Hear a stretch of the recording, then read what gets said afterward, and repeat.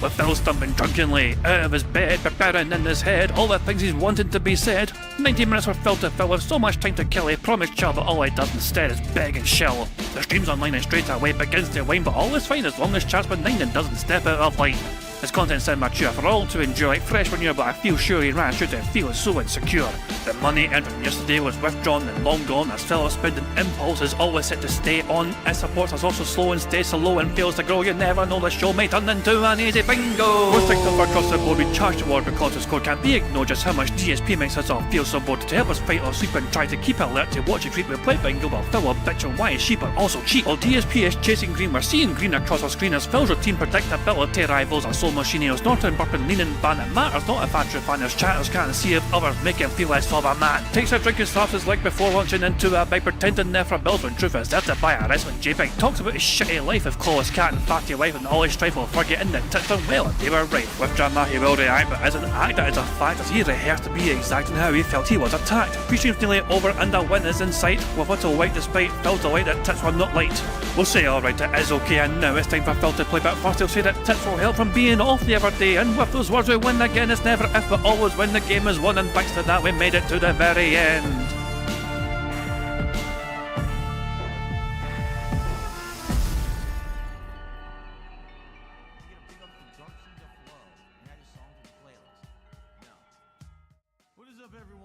Hey guys, King Jad here, and welcome back to DSP Bingo for what is today, Thursday, the 3rd of October 2024. I hope you're all doing very well indeed. Hope you enjoyed your little detox day from Phil Burnell and his shenanigans, but he is back, and he's back with a vengeance, apparently, you know, who fucking knows.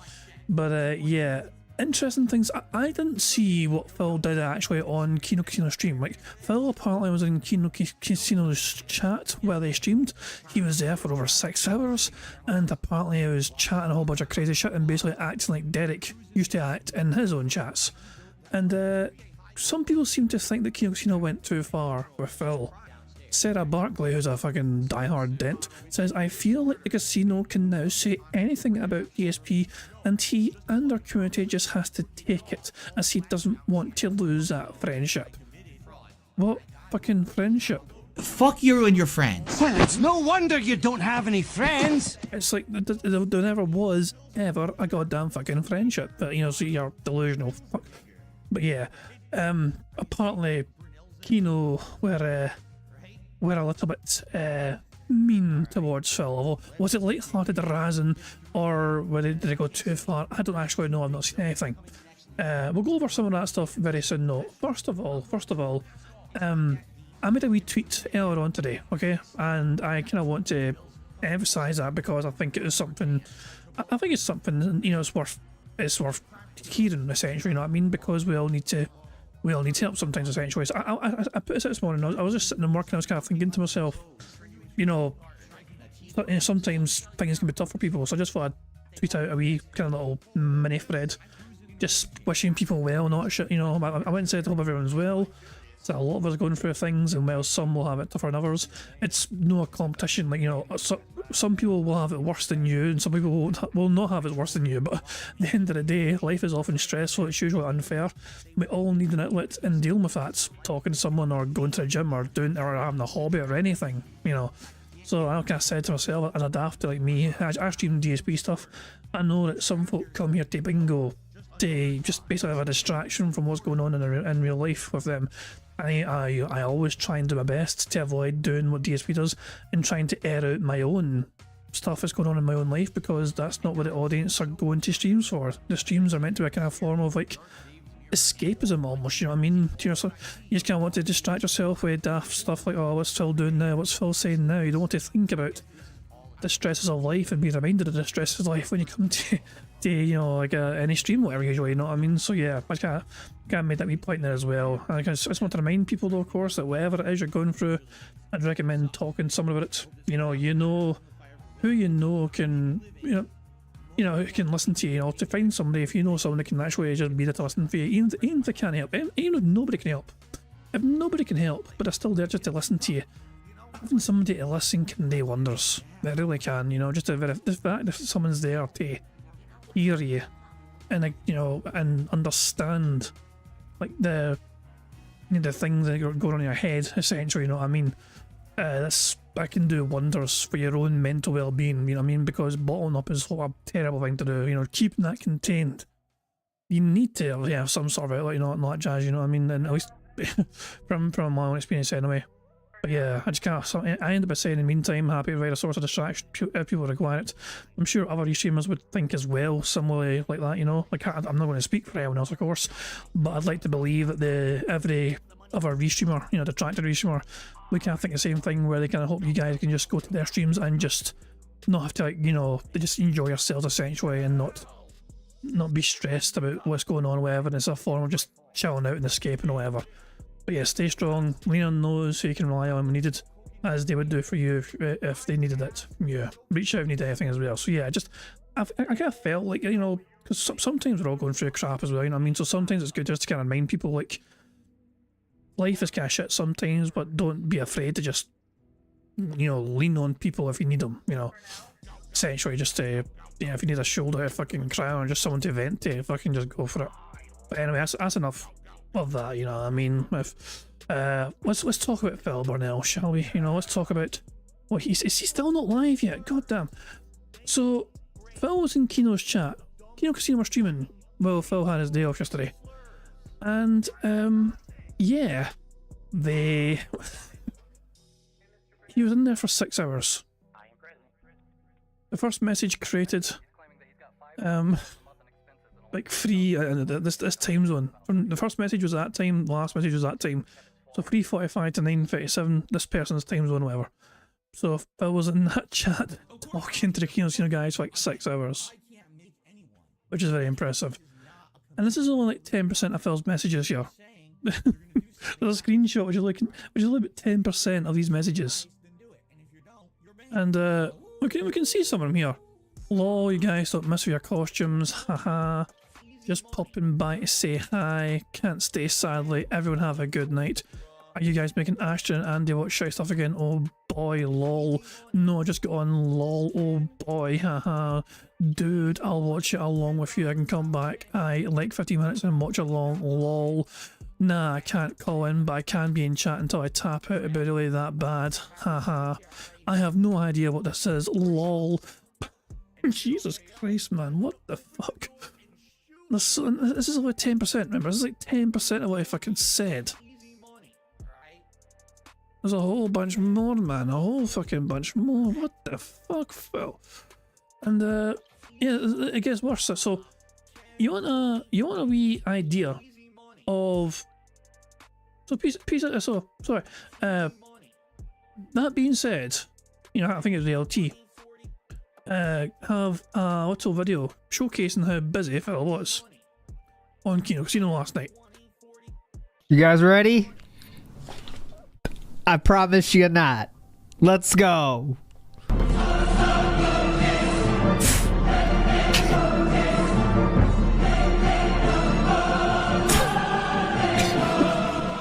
Wait. I gotta push the button again.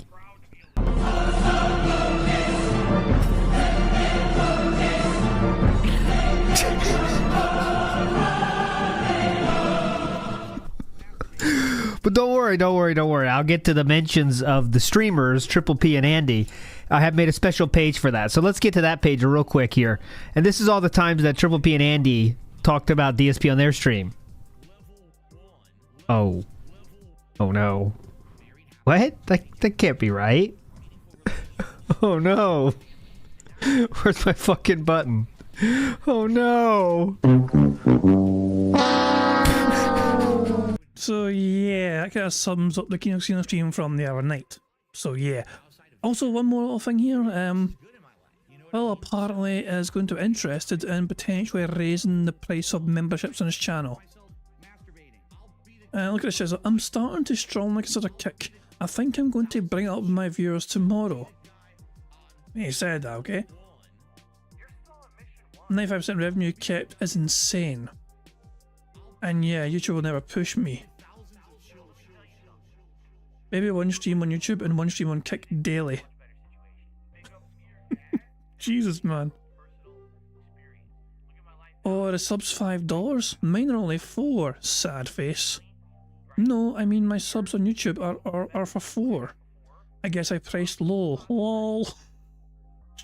So yeah, Phil looks like he's going to potentially raise the price of things because he might think to himself he's undercharging or whatever. I got no idea. Is the stream still not live? Or am I just, hold on, let's refresh. No, he's, oh my god, what? He's almost late. He is, I think he's officially late. Or seconds away from being late. Bjorn saying, are we restreaming WPIG? Why would we?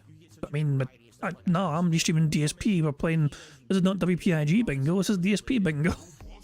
Oh, they fucking have squares or WPIG Bingo every time LT's forehead, you know, creeps on the screen with fucking tick a square. That's a big mighty forehead. You could have a fucking 12x12 bingo card on LT's forehead. That's a big sumbitch right there.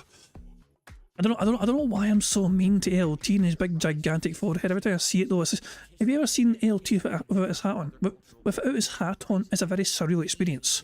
You know, it's like seeing LT without a baseball cap on is like seeing like your teacher, but they're outside of school. You know, it's that very strange kind of like why is that there feeling? You know.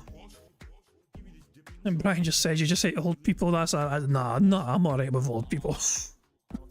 Rain on me, this is an 8 Ted. Oh, that's very mean. I like it.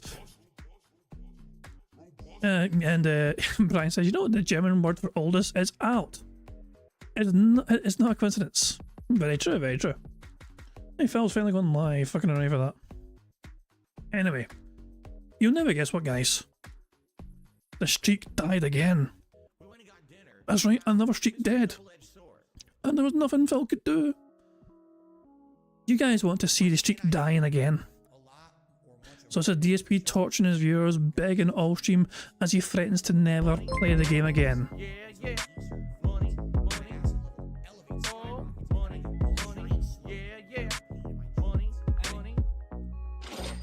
Dist Optimist tipped £1.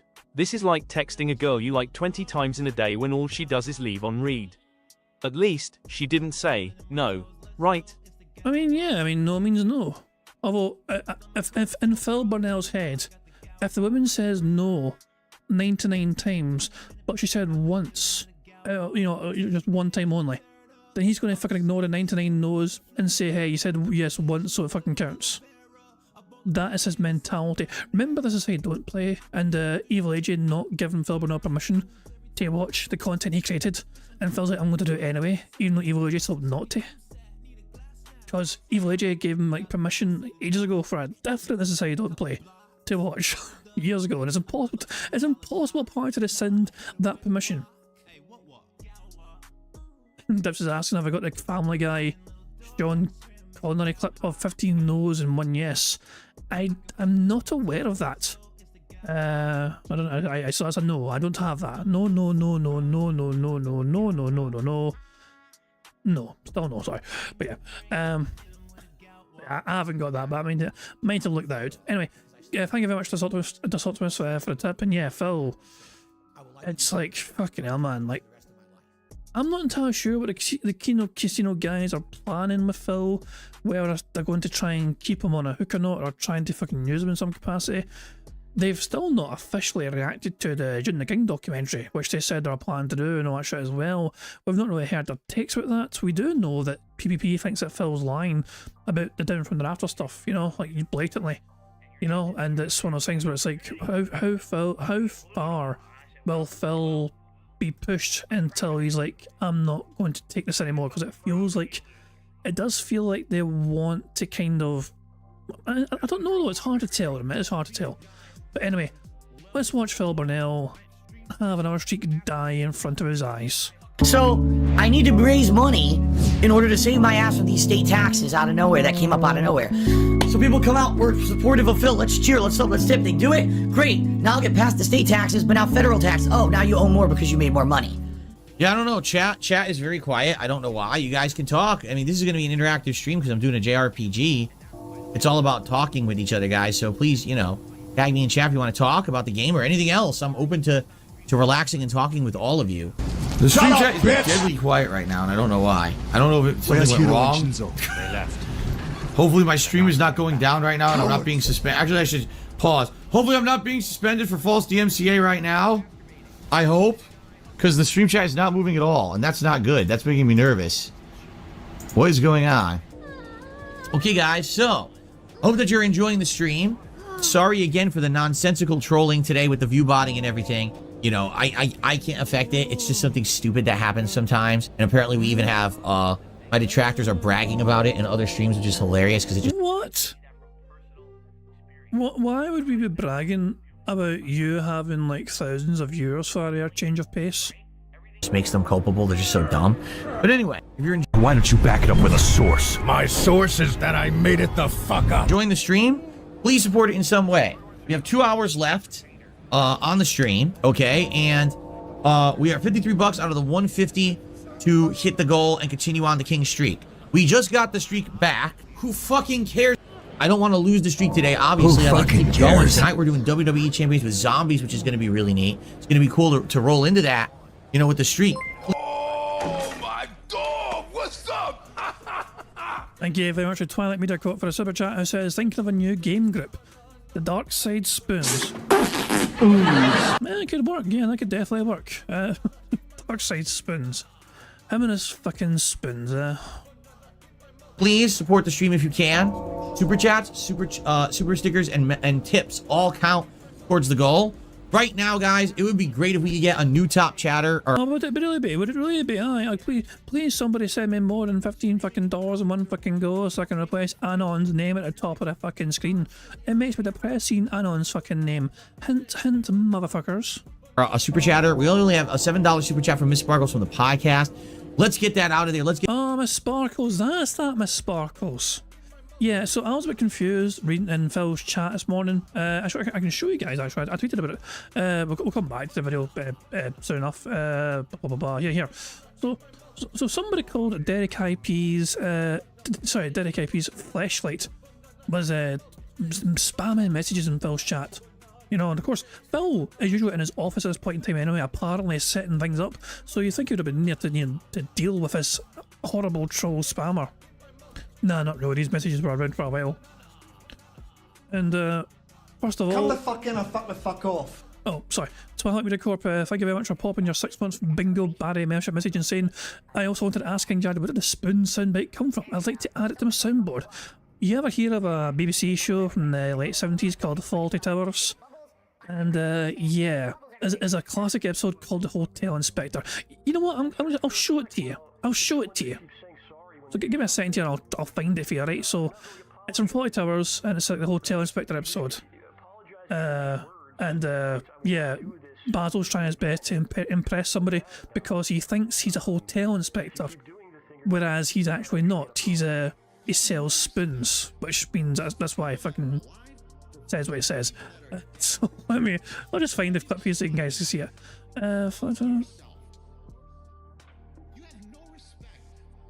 Two seconds. Here we go. I found the clip. Let me try and get to the right point of the clip. Okay, here we go. Right, here we go. It's from this.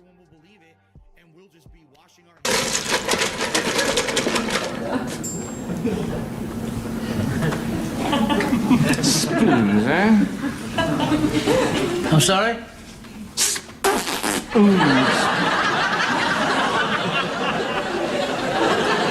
beg your pardon, I understand you're in the spoon trade. Oh, well, yes. Fascinating, fascinating. How absorbing for you. Yes, what does it matter? So much more interesting than being a hotel inspector. What? Blah, blah, blah. There you go. So it's from that episode. Fantastic, you know. Fawlty Towers is fucking fantastic, you know. I love fucking Fawlty Towers. That was not Stephen Fry. That was Stephen Fry, what they say I did 40 years ago. No, that's Jesus Christ. Yeah, that is from. It's from that. Yeah, there you go. BroSydePhil's joined. Is in his chat yet? Yeah, he's live. He's like there, but he's just got a stream going. You know what I mean? And what's the last thing I said? Yeah, literally nobody is playing or talking about the Starfield expansion. It was dead on arrival. That was the last thing he said. And there's also BRB about something, and he has to restart as well apparently. Oh great, I have to restart. Lol. BRB and then we'll begin. So yeah, Phil's having a day. Phil's having a whole day. Brian, I'm not gonna... No, if people want to watch Fawlty Towers, they can. The end, you're right, the end of the episode is fantastic. There was only 2 seasons of Fawlty Towers, you know, and I think there were like 6 episodes or whatever per season, or 7 episodes. There's only ever like 12 or 14 episodes altogether combined, you know. And so I would recommend people want to binge watch it. I would recommend binge watching it, you know. But I'm not gonna just such a fucking Fawlty Towers watch party, you know. We're going bingo to focus on. But yeah, I would highly recommend. Don't mention the war. I might have mentioned it once, but I think I got away with it. Oh god, there's so many good fucking episodes. There really are. They fucking thrashes a fucking money with a fucking branch. Oh god, it's too fucking good. But yeah, anyway.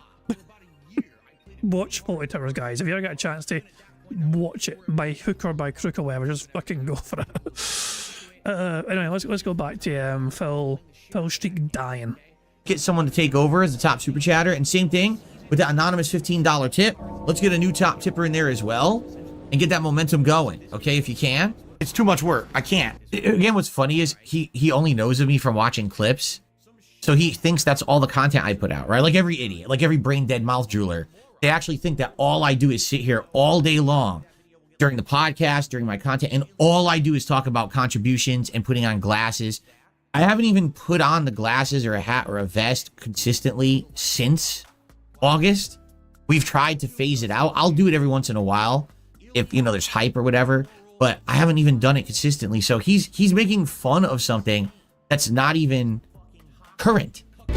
All right, so by the way, guys, if you are here today on the stream and you're enjoying yourself, thank you for chilling with me here on DSP Gaming as I play Metaphor. As you can see, all the bots have finally left, thankfully. And I knew we would probably have between 200 and 250 viewers, legit viewers, that is. But thanks for chilling with me. I hope that you're enjoying. If you are enjoying, please support the stream in some way. Nah, that ain't happening. The bots are gone and so's the money, Phil. And his car music still going as well. I just wanted to make sure I wasn't still going to miss Phil going live. A super chat, a super sticker, a tip are great ways to do that. I'm trying to maintain my king streak. We're at 2. This would be 3. We're at 64 out of the $150 in support. Everything counts towards it, all right? We still have about an hour and a half left on the stream, but it's been really slow going this afternoon. Please support the stream if you can, and thank you. Let's make that streak continue and keep it going. Thank you. I'm really reliant on you know, basically bringing in as much money as I can on streams, and if I have a slow time or whatever, it stresses me out. The villain says, I hope this doesn't end up like Rebirth, where the villain, can we be honest here? Why did Rebirth fail? People stopped showing up, people stopped engaging, and people stopped supporting. When I have a stream of Final Fantasy VII Rebirth, and literally no one in the stream is paying attention to the game, they're all disjointed and talking about other things, and I made like $10 the entire stream. That's why Rebirth ended. If people actually show up and... You know, you could have just fucking wasted a whole lot of time. You know, you saved a lot of time. You could have saved a lot of time, Phil, by just, you know, summarizing why it ended with us. $10 the entire stream. That's why Rebirth ended. Yeah, that's all you needed to say, Phil. That was literally everything you needed to say, because that's really the true, genuine reason why the fucking thing ended. The money was what fucking mattered to you most of it, more than anything else. And yes, this is a fucking business, but stop trying to fucking pretend it's from any other fucking factors. All these other mitigating factors, the stream chat were bored, and there's barely anyone here, and, you know, RPG overload, JRPG overload, no, money. Money was the main factor, for sure. If people actually show up, engage, and support this game, I will play it. It's straight up cause and effect. Like, but you can have, like, you had like over 2,000 people there earlier on, Phil, so technically you had great people support, you know, showing up. Oh look, Phil's live, fantastic. So I'll just put him on pause and leave him on pause here. So we'll just put it on pause there. So I'm just preparing for, we're just preparing for the start of the bingo, and make sure it's on 1.5 speed. And let's watch the rest of him begging his audience to try and get his streak to survive. Spoiler alert, it doesn't. I like it. I want to play this game. All right. But I need people to actually care. So if people care, it will continue. Like literally right now, we're at $64 of support. If we get the goal today, that would show that people like this game and want me to keep playing it, correct? So there you have it. If you like the game, please support it. Please show up for it, and then I'll play it. It's pretty simple. It's, you know, That sounds like you're threatening a wage quit. It's definitely not rocket science, but it's hilarious that when I was playing Final Fantasy VII Rebirth, people didn't show up. The people that did show up didn't engage or support, and then I stopped playing it, and all your people bitched that I dropped it. It's like, where the fuck were you? I didn't make that happen. You did. So if you wanted the game to continue, you had to be there and make it happen. This is both my hobby, but a business as well. It needs to work. It's, you know what I mean? But people just don't seem to get it. They just think, well, I can just magically have you play every game ever that I specifically desire, but I don't ever have to watch it and I don't have to support it. No, that's not how this works, right? So there you have it. If you like it, please support it, okay? Cool. He owes allegiance to no one and will do anything for money. He comes and goes like the wind. But guys, this is it. This is the last 45 minutes of the stream. We haven't had many contributions at all during the stream. In fact, we had 2 memberships, $7 in super chats, and like 1 tip. One tip. That's a fantastic edit, and I'm going to go rewind that so we can watch it again. $7 in super chats and like 1 tip. One tip. So guys, if you could, please support the stream. This is the last chance to get the king streak going. I see there's many regulars in here and many people who are saying they want me to play this game. You have to support it then. Okay, I'm being very honest and transparent here. It can't be every time that I go to play a JRPG, no one supports, but then everyone complains that I'm not playing JRPGs. It's kind of disingenuous to say no one supported when you're sitting there with $64 worth of support. That is not nobody. There's people that gave you plenty of contributions throughout the stream, Phil, that adds up to $64, and you are shitting all over their fucking efforts because you wanted more from them. Don't say nobody fucking supported when clearly people did. That's not how it works, okay? So please support the stream. I'll be back in like 5 minutes, and then we'll play and finish the stream. Be right back. So last chance to support the stream, and again, I'm just going to say it one more time. A lot of people like me playing RPGs. They want me to play RPGs. They say, Phil, what happened to Final Fantasy VII Rebirth? Phil, what happened to Dragon's Dogma? This is what happens. This. Like, literally, every time I play a JRPG, I get way less attendance, way less engagement, and way less support. And so that's why they're not a regular staple in my content, you know? Being honest. Like, I was shocked earlier this year at Final Fantasy VII Rebirth at how little people cared about it. Then when I stopped playing it because it wasn't getting any engagement or support, people yelled at me. Well, why'd you stop playing it? Well, this is why. Like, this is literally the case, the textbook case of why. Okay? So please understand that. Like, I want to play these games, but I do need you guys to support them. So please do. If you were holding off to support this stream, well, now's the last chance to do it, to hit that goal, and let's keep it going, and me to have confidence. I could have sworn I said I wasn't going to bring it up again. Like, can you guys remember when he's like, I'm back from my bathroom break, you guys watch my shorts, I'm not going to keep bringing it up. But he did. That when this game actually releases, that I should get it and play it, right? We're going to be in the midst of a very busy gaming season coming up, and I told you guys, I'm totally okay with having Metaphor be the game that I balance with everything else. But I need people to actually support the content, and it's not happening. These JRPGs are dying every time I play them, right? It's not even like, oh, it's 1 or 2. It's a pattern now. It's a set pattern that this is happening. So please support it. We have another, like I said, about roughly an hour left on the stream. I'm gonna. And if you're not going to mention support again or a lack of support, then why is it still like another fucking 4 minutes left in this fucking video? Also, BroSydePhil sent me something which, if it is what I think it is, then good. What? Yeah. So yeah, BroSydePhil. So BroSydePhil managed to watch a podcast. So we live redirected to BroSydePhil stream after Bingo last time. He was catching up in a podcast, and I knew it would annoy him as well. Didn't think it would annoy him that much. And at one point, BroSydePhil was like Hulk smashing his fucking desk because of, like, you know. Yeah, it was like, Phil was like, you know, I was annoyed as well. I was like, fucking, my brain was breaking, which is, you know, there's not much there to fucking break in the first place. But yeah, I mean, yeah, how did I know? Because I was kind of in the same kind of, like, instead of being desk smashy, my brain just fucking stopped responding, you know? I was talking like Jade for a fucking few minutes because I wasn't sure how to fucking put words together because Phil broke my damn wee brain, you know? So, yeah, everyone was fucking losing their fucking minds with fucking that last podcast as, you know, trying his best to... I blame Kino. I blame the Kino guys. But we'll see if Phil's better or worse than that today.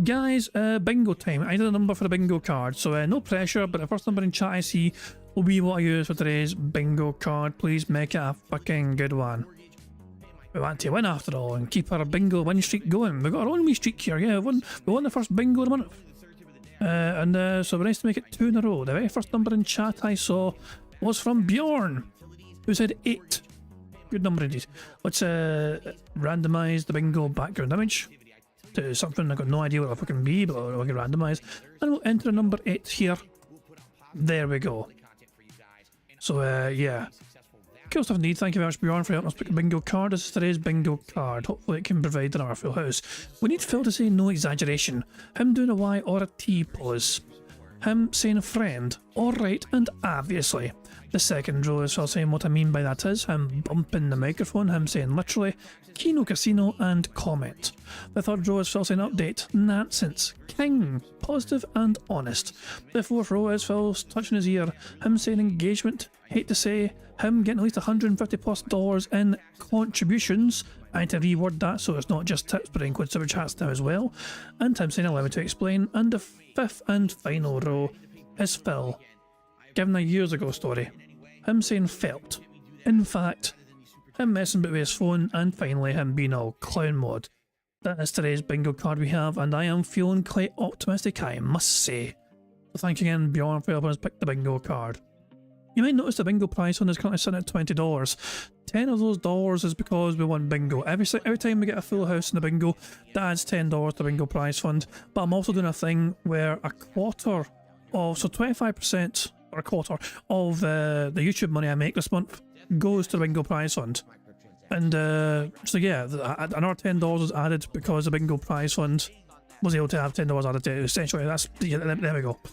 So that explains that. So currently for the month, for the YouTube money anyway, $10 is from, well, I mean YouTube, $10 is my own, it's, bingo, we won bingo, so that's $10 kind of thing. That was poorly explained, I know, but I just want to try and point out.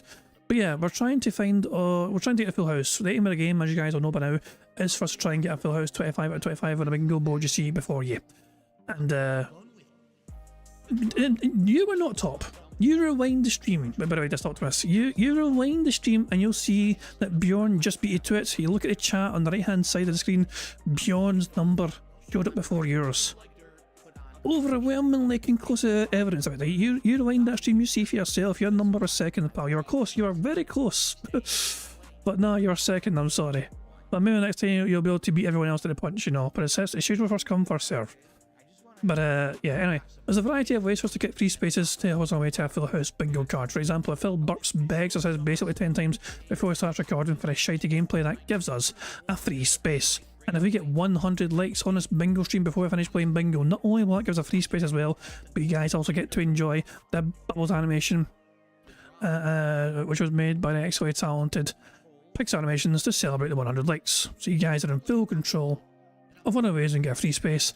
The rest are controlled by Pixar. Sorry, not Pixar. The rest are controlled by Phil and his bizarre border functions as well, so I'm begging the same basically all the goddamn time. So there we go. Rain Lemire says, I'm jad splitting bingo numbers. I'm doing a poor job of it, man. Yeah.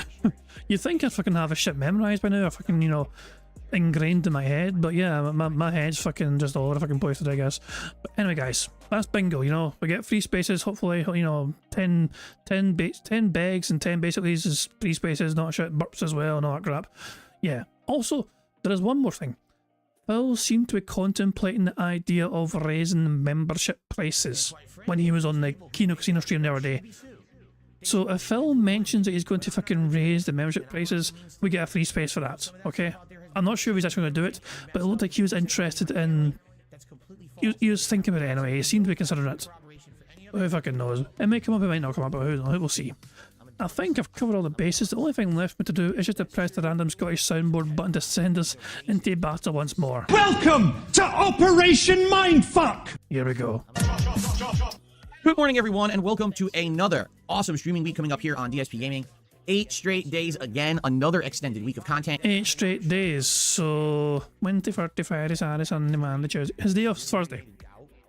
So his next day off is Thursday, I guess. And this week is going to be very special, including multiple horror-themed playthroughs that are coming out here, which I cannot wait for. But Today's show should be a good return one. I've got my day off to talk about, on which a few interesting things happened. We got a lot of gaming news that's been happening the last few days that I'd like to touch upon as well to get us kind of caught up for the season. So it's going to be a more fun, informative, laid-back show. I hope that you're down for that on today's episode of the Level 1 podcast. Nah, not really. I think... Yeah, I don't think there's anything to tick off in the card yet. Bjorn says, can we get a free space if he explains that it's not weed on his shirt? You know what? I'll allow it. I will allow it. Yeah, if Phil actually does try and explain that it's not weed on his shirt, then yes, I will say it's a free space. Why the fuck not? Cool stuff indeed. But yeah, guys, remember, if I miss anything in the bingo card, please let me know. I don't try and miss things in the card. I just do sometimes because I'm a dumb bastard and sometimes it's hard to keep track, whatever, you know what I mean? So you guys, if I miss things, please, by all means, let me know in the chat, tag me in the chat, we can always rewind and double check or whatever, just to be sure of it, you know, but aye, if I miss something, please, by all means, let me know. Don't be afraid to, you know, harass me and yell at me and all that shit because I missed something, so please. If I do, you know, I'll do my best to catch them all, but I do miss things sometimes, so thank you guys. Alrighty, everyone, good morning and welcome to the show. It's the Level 1 podcast for the 3rd of October, 2024, a lovely Thursday. And as I stated, the first of 8 straight streaming days for me. As you know, my schedule has been all over the place recently, for various different reasons. A lot of it has to do with my wife's work schedule, some of it has to do with releases. So here's the deal with this coming week, just to hit you with this up front so people know what's going on. I was faced with a choice, okay? And the choice was thus. I could either take off this coming Tuesday, October 8th, or I could take off Friday, October 11th. If you're not aware, both of those days are bad days for me to take off. I thought his next day off was going to be Thursday. Again, we don't, he's streaming today, which is Thursday. So Thursday, Friday, Saturday, Sunday, Monday, Tuesday. Oh wait, I'm wrong. For fuck's sake, it's Friday. God damn it. I can't count. I always should start using 2 hands to start counting more than 5. My bad. You might say, well, why? Well, on October 8th, it's the release of Silent Hill 2 Remake by Bloober Team, which everyone is hyper excited for right now. We're actually going to be talking a little bit about it because the earliest review of it has come out, and people are pretty excited for that, okay? Like, me too. Like, this is definitely the season for this, and because of that, you know, it's just really exciting to get a brand new horror game during October, especially one of this stature. So I know tons of people are so excited to see me play this game on release day. But now let's talk about the other option to have a day off. Friday, October 11th. You know, the release day of Dragon Ball Sparking Zero and Metaphor. And it's like, well, I'm damned if I do and I'm damned if I don't. You know, what's the better option here? And thinking it through and everything, I came to the determination that I think that I should have the 8-day streaming week and be here for the release of Silent Hill 2. That would even give me several days to play Silent Hill 2 before, you know, the hype dies down a little bit. Because as you know, the release day and then a couple days after, usually everyone's pumped for these games. And then after that, it ain't so special anymore because you've played it like 3-4 days in a row, right? So, after thinking about it, I was like, all right, I guess I'm just going to do the 8-day streaming week. And that way I'll have that Friday off. And I'll have to come back that Saturday pretty strong with might be a double release day. Not sure. Okay, we'll have to see. So, FYI, what can you expect this week? Well, let's talk about that quickly and just get it out of the way, right? Today is the premiere of Dead Rising Deluxe Remaster. I'm very excited for this game because Dead Rising is a game that I've now played 3 times. When I played it last time, the first remaster that they had many years ago, people loved it. They actually liked the fact that I played it not once but twice, got better at it in my second run because that's the whole idea. Is the first run, you're very low level, you don't know what you're doing. Second run, you know better where things are. You're leveled up more because you're kind of doing the New Game Plus deal. You can save all the survivors, etc. Now, this version apparently has quality of life updates as well as visual updates. We'll obviously see how it goes and go from there. So let's see how it rolls today. I'm actually going to play it on both streams simply because it's that time of year. It's time for horror. It's time for zombies. It's time for this kind of fun. And it makes sense for me to play a lot of this game, you know, right out of the gates. Okay. So there you go. Excellent. Now, tomorrow, I'm going to try to finish the Metaphor demo. I don't know if I'm going to because this Metaphor demo is so long. I might not finish it. Well, I'm going to play it as the daytime stream, and we're in an optional dungeon I'm going to check out first. And then after the optional dungeon, we're going to continue on and try to finish it up. And if we don't finish it, we'll do one more stream to wrap it up. Tomorrow night is Friday Night Fights. It'll be the return of the Marvel vs. Capcom collection, which I haven't played now in a while, but they patched it and it works better now. I need a break from Street Fighter 6, which has been frustrating me lately trying to play with Terry Bogard. So that'll be fun tomorrow night. Saturday will be more Dead Rising Remastered. And then Saturday night will be our second edition of Zombies Month, which they're calling the Toxic Rumble in WWE Champions. And in fact, it'll be the big weekend event, okay, which I'm excited for. So I hope you guys will join me for that. And then Sunday is React Day. So all day long I'm doing my React content on my various other channels. In fact, the premiere of me reacting to my original Silent Hill 1 playthrough from 2012 will be this Sunday night over on DSP Throwback. So that's going to be exciting. And then Monday, depending on what's happened, if we need more time for Metaphor, I'll give it another stream. If not, it'll be Dead Rising Deluxe Remaster balanced with something else, whether that's, you know, Marvel Collection or Street Fighter 6 or whatever, we'll figure it out. And then Tuesday, October 8th is the big day, the Silent Hill 2 remake. I'll be playing it all day long. and I'm very excited for that. After that, I'm still here Wednesday, Thursday, but let's not get so far ahead of ourselves, right? Now, FYI, as I've already told you guys, FYI, the schedule could adjust at any moment if something comes up. And what I mean by that is I'm currently working on scheduling the possibility of a couple different interviews here on the Level 1 podcast. I just don't know when yet because I literally just got my work schedule. All right, so now I can try to reach out to people and be like, hey, I'm available this day, and see what happens. I have one person 100% confirmed they're going to be on. I have one person 100% confirmed they're going to be on. They just don't know when yet. And then I have two people who absolutely are going to come on, but I haven't really had a conversation with them about the appearance yet, meaning they don't even know, like, you know what I'm saying, like the time and everything. So I assume the two people are going with Wings and Boogie.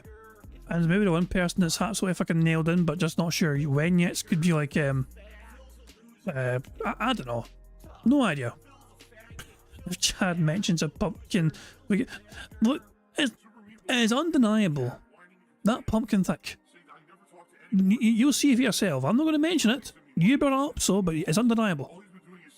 I have things in the works, but nothing set as of yet. I'm going to be working on this for you guys the next few days and over the weekend. I would like to at least get maybe a couple interviews over the course of October for variety, but I don't want to, again, overpromise and underdeliver, right? That would suck.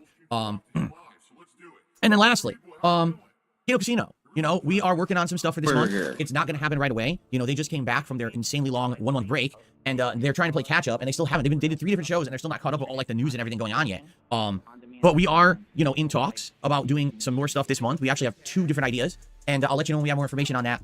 That's it, because people ask me, what about Kino Casino? You gonna work with Kino Casino? Yeah, we're interested, but you know, let's plan it out. Let's do it right. No clue when it's gonna be. It could be this coming week. It might be after that. I don't know. Like, you know, when I know, you'll know. There's no reason to keep asking. You know, just giving you the heads up there. Okay? There's no reason to keep him asking. Meanwhile, he fucking not asks them non-stop when we're going to fucking do anything. When we're going to do anything. His entire schedule could be flipped entirely in his fucking head based on them saying okay to Phil. Just like that entire schedule can get fucking tossed the fuck out the fucking window at a moment's fucking notice if Kino Casino decide, you know what, fine, let's do something. Okay, so that's the schedule. I hope that sounds good. 8 straight days, double horror playthrough, first with Dead Rising Deluxe Remaster, and then with Silent Hill 2.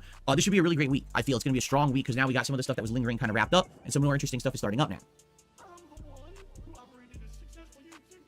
So, I got a few things going on right now. And let's talk a little bit about it, shall we? So, yesterday was my day off, and for the first time in a long time, okay, I actually... But I don't care about this cast story right now because I just want to get a thumbnail, potential thumbnail for these eyes going buggy. Yesterday was my day off, and for the first... So, for whatever reason, at this point here, his eyes go all fucking bizarre. What the fuck? What the fuck? Yeah, that one. I just see these wee things. I was like, hold on a second, what the fuck was that face? What that face and why that face? Hold on, there might be more. There might be more to gain from this, okay? This is one. There might be more in there. Having to get gold out of you, Phil. Oh, thank you very much to BroSydePhil for the super chat. Saying I managed to see Kino's reaction to Phil being on their stream again. I smell the energy of we don't want you here, but we don't know how to tell you that. See, I heard things like Phil's own audience was very concerned about the things. Apparently, there was the things that Kino Casino guys were saying and alluding to, and like, yeah, Phil's regulars are concerned that Phil is essentially going to just have to take the razzing, you know, and because he's afraid of losing friends, you know. But yeah, I mean, I've not seen much of what is said. All I know is that PPP is not convinced at all that Phil sold down from Arthur's account. He is convinced that Phil still has the account and never sold it in the first place. Whether anything will come of that, who fucking knows? But yeah, Phil spent 6 hours on their stream last night. I'm not sure. Apparently, I think Phil's technically a moderator on Kino Casino, which means that he was pinning his own messages in their chat about himself, which is just, you know, incredible narcissism. That's insane levels of narcissism right there. Like, what the fuck? I don't know, but yeah, but there you go. But yeah, 6 hours, yeah. We have the evidence of that. Because if we go to the screen logs here, let's just go back to my own Twitter account because, yeah. His first message was from 3:45 this person's time, and the last message was 9:37. So 6 hour span. The second message was just popping by to say hi. Can't stay sadly. Everyone have a good night. 6 hours. Bloody crazy. But yeah, as I said, I've not really seen much of what happened with him and Casino Stuck the guys or whatever. BST is saying PvP told Phil to let the truth set him free. Well, there you go. But that's what Phil was doing on his day off. Phil's precious day off. What the fuck? Outfit. Oh, you included the fucking nipples. Why? Why would you include that detail? Why would you? Oh, for God's sake. But, yeah, I got distracted by that. Jesus. But I'm interested to see what kind of comes out, if anything comes out, whatever. But yeah, it's hard to tell how Kino Casino want to play this, because I feel like they will still feel there could be some use to get out of him. But who knows? But thank you very much for the super chat. That's actually the very first super chat that set off that notification. That whole I'm going to get gold at you, Phil. Yeah. So yeah, it's a funny clip. So there you go. Hold on, I wasn't finished with it. I wasn't finished with this thumbnail hunt, because I was thinking there could be some more potentially. Oh, what the? The eyes go down all of a sudden. All of a sudden there's something down there.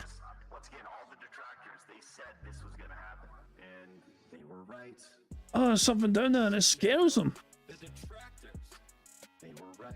It's so scary. Oh, that's a second. I need to guess as well.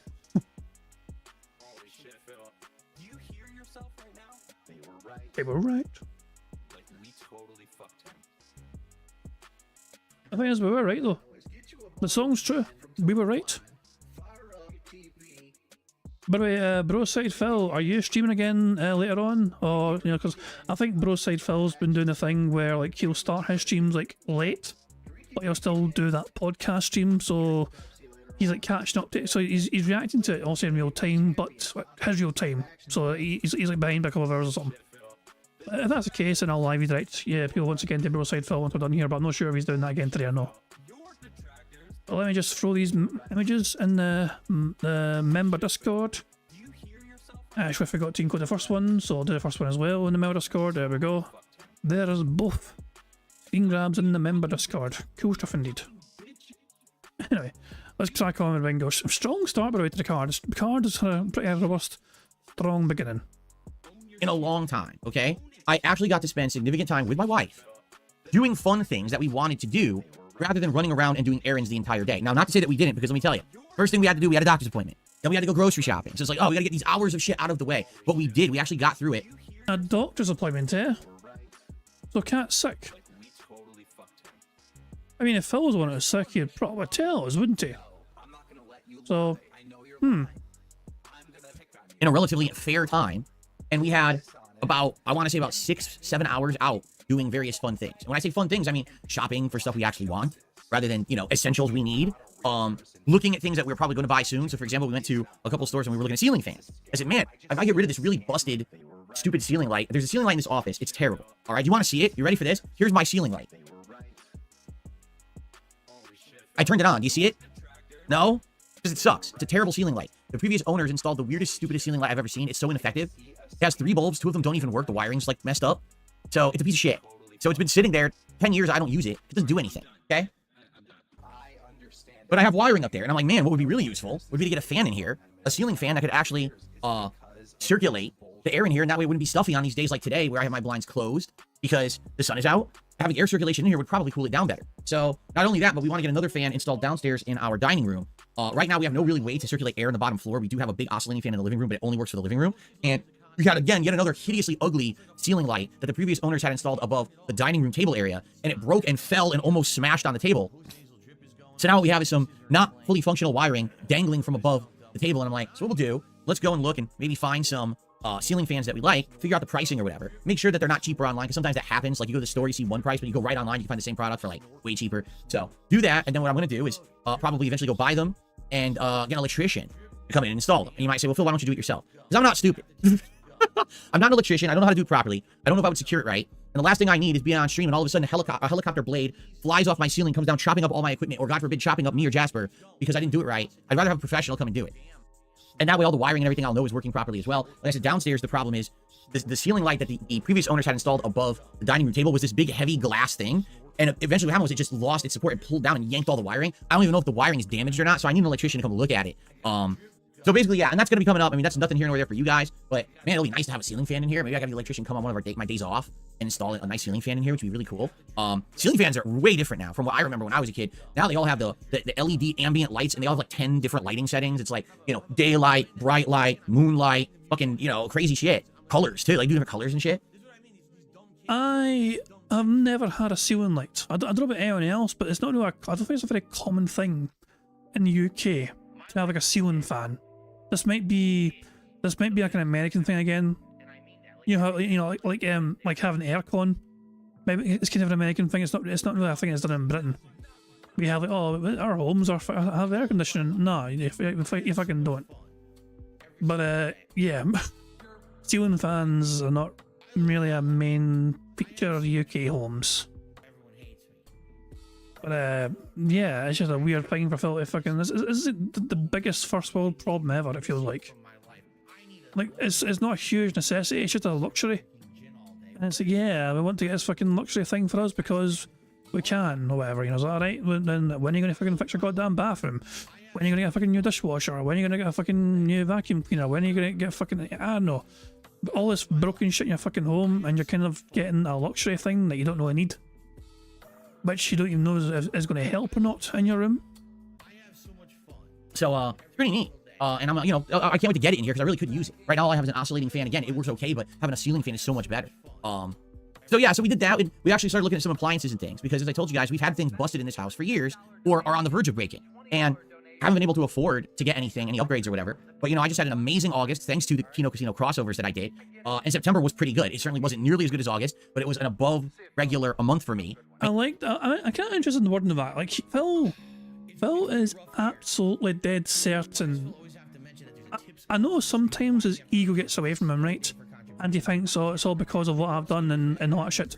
But he has utterly convinced himself here that success was 100% because of Kino Casino. Which it kind of was, but it's weird for Phil to kind of be openly about, you know, usually Phil would fucking try and spin things about how, you know, how popular he is and how hard he's worked and how this is like karma or not shit, you know, and this is all a result of his efforts and his endeavours. But nah, Phil is just openly aware that without Kino Casino, he'd have nothing. And he owes him so fucking much. Maintain some of that popularity, which is great. And so because of those 2 good months, we got to basically think about, you know, doing some replacements and upgrades in the home. The 2 things we're looking at is our dishwasher, which has been broken, no exaggeration, for 2 years. So we've been, you know, hand washing. Just hand wash the dishes. So no, I have never owned a dishwasher. It's not a big fucking. It's for a 2-person home. Come the fuck in and fuck the fuck off. There's only 2 fucking people that live there, for fuck's sake. How in the ever? Oh, fucking hell. How? Just how? How do 2 people need a dishwasher? Explain that to me. Thank you very much, by the way, to Puddy for popping their bingo Barry message for 12 months. 12 months is an interesting number, isn't it? It really is an interesting number, 12 months. Thank you very much, Puddy, for that. Very kind of you indeed. Very interesting number. I'm not playing the clip. I'm not playing the fucking clip. We haven't got a million on the bingo card or anything. I'm not playing. I'll tell you what. If Phil says million one time, I'll play it. But nothing else, okay? Phil has to say the word million to trigger it. But no free space or anything for it, just because we'll just play it if we hear Phil say the word million, okay? How's that? Just a wee clip. But yeah, there we go. That's the best I'll do. Dishes for 2 years. That's not the end of the world, but we've had a broken dishwasher there for, you know, just sitting there. And the other thing is our washer dryer are definitely showing serious signs of wear. Our washer keeps getting uneven load signals and things, which means it's basically getting to its last legs. It's over a decade old now. So we looked at some appliances, we took some pictures, we didn't buy anything yet, but we kind of were talking about probably the first thing we should do is the washer dryer. Hold on, did Phil just say he took some pictures? Oh, we looked at some appliances, we took some pictures, we didn't buy anything yet, but we kind of were talking about... I'm just imagining Phil, you know, using his phone to try and get, like, pictures of this fucking machine from all sorts of fucking different angles. Was that right? Let's take a picture from the top, now one from the side. Like, why take pictures of the machine? Like, I don't understand why you take pictures yet. Like, when you go home, just fucking just Google the machine, and you can see pictures of it on your fucking computer. Oh yeah, Steve says guarantee means to take screenshots of the websites there. No, Phil's claiming they're in person. Phil's claiming his meaningful day off was him being there in person. Come the fuck in or fuck the fuck off. Thank you very much to BroSydePhil for a pop in there 6 months. Bingo, Barry membership message. Defending dishwashers. Okay, let me understand this. Me and my lady run a dishwasher every 3 to 5 days. It's just convenient, but it's not a problem to wash your own dishes, pick up to 6 months. I mean, thank you very much for that indeed. But I can understand that. Obviously, dishwashers are definitely a fucking tool of convenience. In my head, anyway, the bigger the home is, the more of a burden it is to fucking deal with it, you know? Like, I remember, Jesus Christ, we had a Christmas dinner. It wasn't last year, but it was a year before. Actually, was it last year? I don't even know. But we had Christmas here with a whole bunch of the family around, you know what I mean? Like, my family and my good lady's family as well. A whole bunch of full house. But, you know, full house. And doing the dishes afterwards was insane. Like, every single possible fucking plate and bowl and the nail cutter, it was never ending. Having a dishwasher for things like that, absolutely a necessity in my opinion. But we did it. Oh, that was fucking brutal. But yeah, it's definitely it's a convenient tool for sure. You know, but I'll try to claim as we need to replace this. You don't really, because Phil works from home. So, and it's only the two of them as well, so they could just fucking, you know, do dishes. Like, I mean, Phil, before Phil starts streaming, take 10 minutes, just wash the dishes. He's not busy going out, he's home most of the week. If he's out of the house regularly, whatever, you know, busy with fucking real life and work, whatever, that's one thing there as well, but no. I don't know, it's just bizarre to me. Why is it such a massive issue for Phil? Maybe he sees it more of a status symbol. It's probably a status symbol kind of thing. Where if you own a dishwasher, oh, you're well off. And he wants to fucking feel like he's, you know, successful. Probably the first thing we should do is the washer dryer. Like, we're used to not having a dishwasher now for 2 years, but it's not that big of a deal. While the washer dryer is an essential thing we're using a lot. So that's probably the thing we need to upgrade first. And then once we get that... Who's we? Kat does all the fucking stuff in her house anyway. She fucking cooks and she fucking cleans and she fucking does the washing and she fucking does the laundry. You said this, Phil. You don't do fuck all. Then we can look to maybe look at the dishwasher. Yeah, we can't get a 2-in-1. Once Puppy says, what about getting the 2-in-1? Yeah, they sell these stacks. It's like a big tower that's full. We can't do that because in our washroom we have cabinetry above where the washer dryer is. So there's no room for that. We have to get the separate ones that go down on ground level.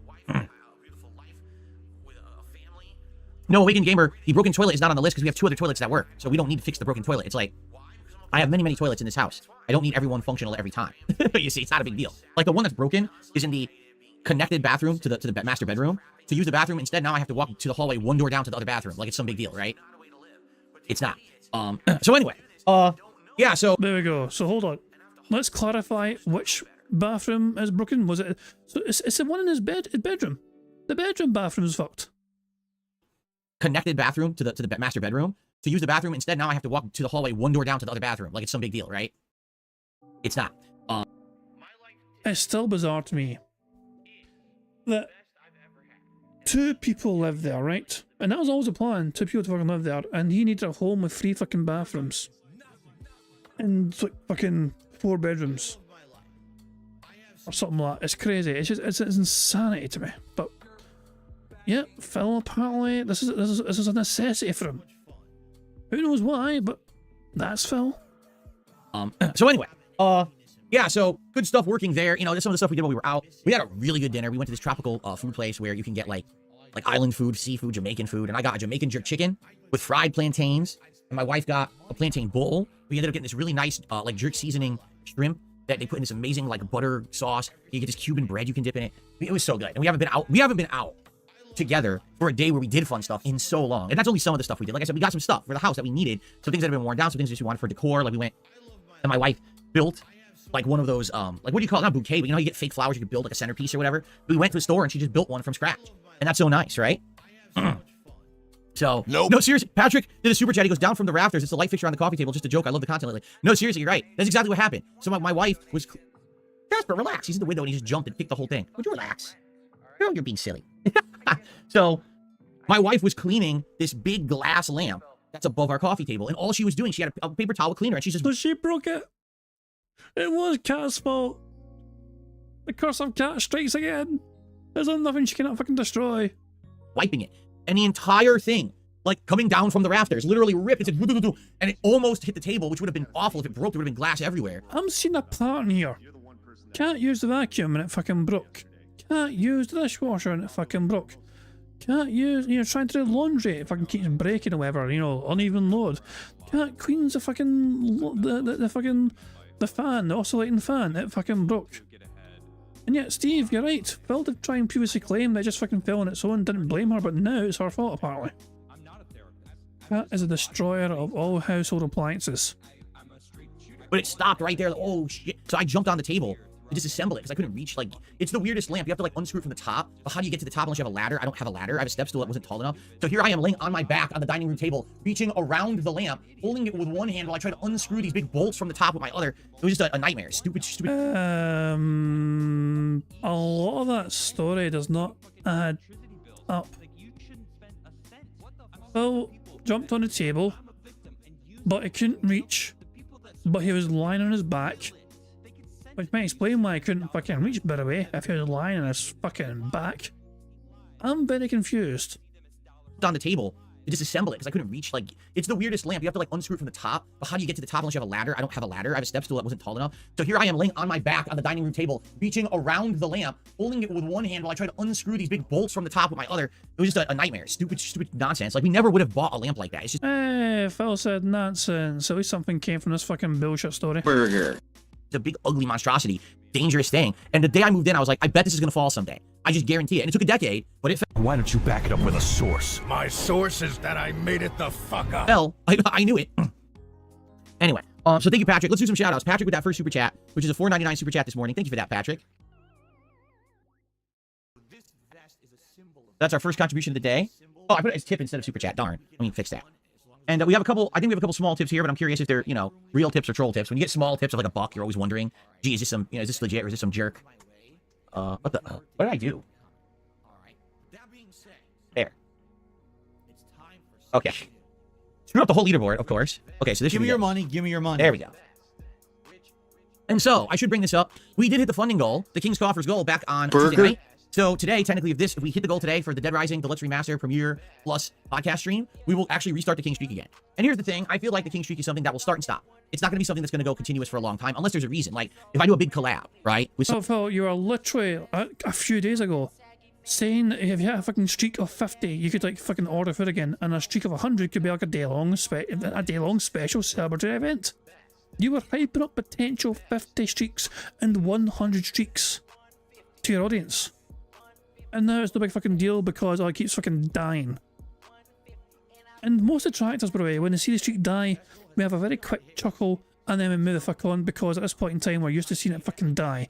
You're the one that makes a big fucking deal about it and pretends we fucking, like, the world stops. Every detractor stops what I fucking doing to fucking joyously celebrate the death of our fucking streak. Phil, no, we kind of moved on from that, We expect it to fucking die regularly these days. Someone else, if there's a hype interview, if we do something with Kino Casino again, it's really exciting, stuff like that, you'll get people hyped to come by the streams. And basically you're not fucking entertaining enough to fucking make this streak viable. It's essential because of you that the streak keeps dying. Is that a fair assumption, Phil? We're gonna probably get more support again, but I think it's gonna be something that starts and stops every once in a while, which is fine. But what I wanted to let you guys know is we can do milestone rewards. So for example, if the King Streak hits like 25, we can do a special event. Oh, it's at 25 now. He lowered it from 50 to 25. The benevolence.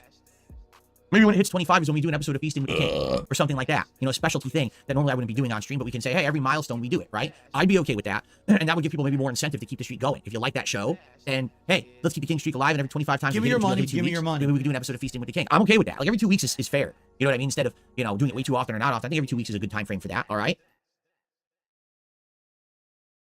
So, if you like the stream today, I hope that you'll support it in some way.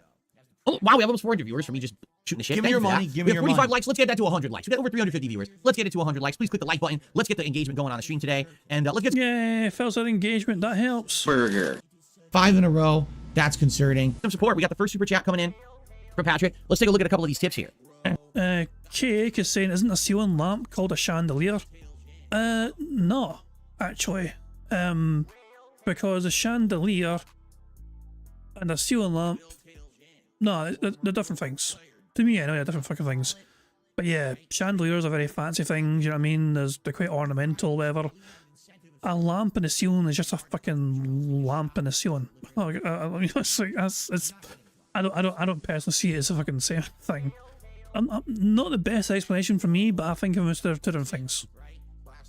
Like when I think of a chandelier, I think of, like, you know, God's sake, why not? Just things. I've already showed one classic BBC fucking clip today. I might as well show another. Some people will know exactly what I'm googling right now, searching right now.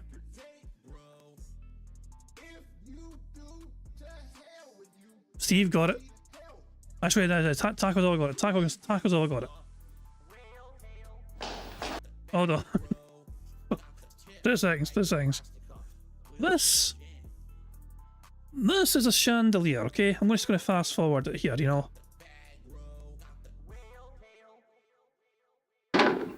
Oh, found it, Dale! Yeah, I see he's found a nut. I told you we could trust him. Right, come on, get this out. I'm starting to undo it! Yeah. No! Go on, Bennett, we ain't even up the ladders yet. Grandad, don't you touch nothing till we tell you! So they climb the ladder, they're ready to fucking do this shit. It's almost time. This is a chandelier. This is a fucking chandelier. This fucking fancy ass fucking shit right here. This is a goddamn chandelier. One more turn, Dale! Right. Now brace yourself, Rodney. Brace yourself.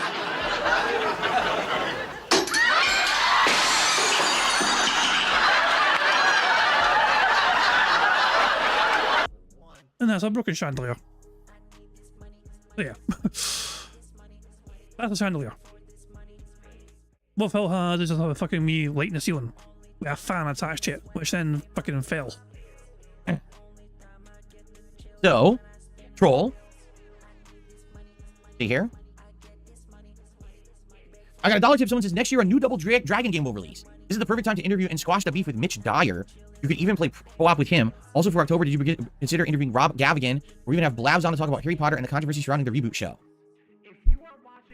Oh my dog! What's up? Thank you very much to Warren for the super chat. It says, get the wee dog a bone on me. Thank you very much, Warren, for that. Yeah, this dog is spoiled, by the way. That's like, we got him a new chew toy the other day.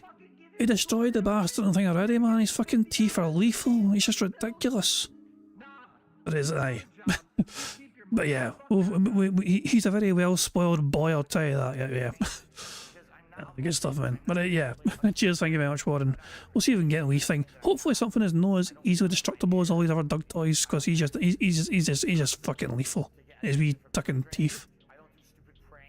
Let's think about this. Number one, Mitch Dyer. How many of you know who Mitch Dyer is? Do any of you even know? Because I don't know personally. I've not heard of Mitch Dyer, so I don't know. Probably don't. That's a name that I haven't mentioned in about 10 years. I'm serious. Okay? So if you don't know, about a decade ago, maybe more than a decade ago at this point, because it probably was. It was at the time when I was still very popular on YouTube. There was this freelance writer by the name of Mitch Dyer, all right? And he basically would write one-off reviews for various different websites. By the way, shout out to Pot Busta, who became a member this morning. Thank you for the support, Pot Busta. Enjoy. So, the reason that I ever talked about Mitch Dyer is because he did a review of a game called Double Dragon Neon. So if you want to know exactly how old this reference is, go look up when that game was released. Let's find out. September 11th, 2012. September 11th. Never forget. This is a 12-year-old reference this person is making with their dollar tip. Okay? So when the game released, Mitch Dyer reviewed it, and it was basically the worst review I'd ever read in my life. It was as if someone stumbled into like a restaurant. Oh, no, Phil. Reviews are subjective. You've also maintained that your own reviews are all, I try and be honest with my audience, but Phil, your reviews, as bad as they are still your reviews, your opinions, and they're subjective. So why can you have a problem with someone's review if they're meant to be a subjective thing, their own opinion or something? You can dislike a review, absolutely, but you can disagree with a review as well, and by saying that I disagree with these points or whatever, but it's still their right to an opinion, essentially. But hold on, so why did you follow with this fucking mixed diet person? Not even knowing where they were going, eat the food, which they know they don't like that style of food, and then just said the restaurant sucks. Because that's exactly what he did with this game. He starts playing the game and he reviews it. Oh, it plays too old school. The whole idea of Double Dragon Neon was that it was a throwback retro game to revive old school beat 'em ups. Like, that's the point of the game. Here's a new Double Dragon in the vein of the old one. The guy, like, completely pans the game in his review. And every criticism is that he doesn't like old school Double Dragon. Then why the fuck did you play a modern game that's meant to reboot old school Double Dragon? Right? Like, you're an idiot. Like, I don't like shooters, but I played Call of Duty. I gave it a 1 out of 10 because you're a moron. Right? So anyway, I criticized him heavily for this insanely bad review. And basically back then, I had clout on the internet, right? And so people went and basically harassed the guy. That wasn't my intention, but that's what happened back then, is if I said and did something like that, people would go harass the people involved. So they harassed Mitch Dyer, and then he came at me, and we went back and forth for a while, and he kept trying to, like, defend his position. He never accurately did. Like, his best defense was, well, reviews are just opinions. And I'm like, yeah, you're right. But the point is, the opinion's supposed to be something with, like, facts in it, so that people know what the game is. Instead, you bitched about it being too old school the entire review, and it's a worthless fucking piece that you wrote. But anyway, this guy, apparently over the years, he went on to become, like, a full-time employee of IGN, and then I guess now he's in game development, and he writes stories for games and shit. So why in the It sounds like he's a very successful person then, Phil. They've really gone far since you last interacted with them. Whereas you seem to have gone the complete opposite direction. to become like a full-time employee of IGN, and then I guess now he's in game development and he writes stories for games and shit. So why in the holy heck would I be talking about or trying to talk to Mitch Dyer in 2024, 12 years after the fact that I had any involvement with this man? Why would I try to interview Blabs from the Side-Scroller show? What involvement do I have with a political, right-wing, trying really hard to copy everybody else, political show? I don't like, what are you talking about? Like, I appreciate the dollar tip, but the suggestions are kind of silly. Like, no, I'm not going to go out of my way to find the most ridiculous reaching interviews to do on the show. I want to do things that'll be more interesting than that.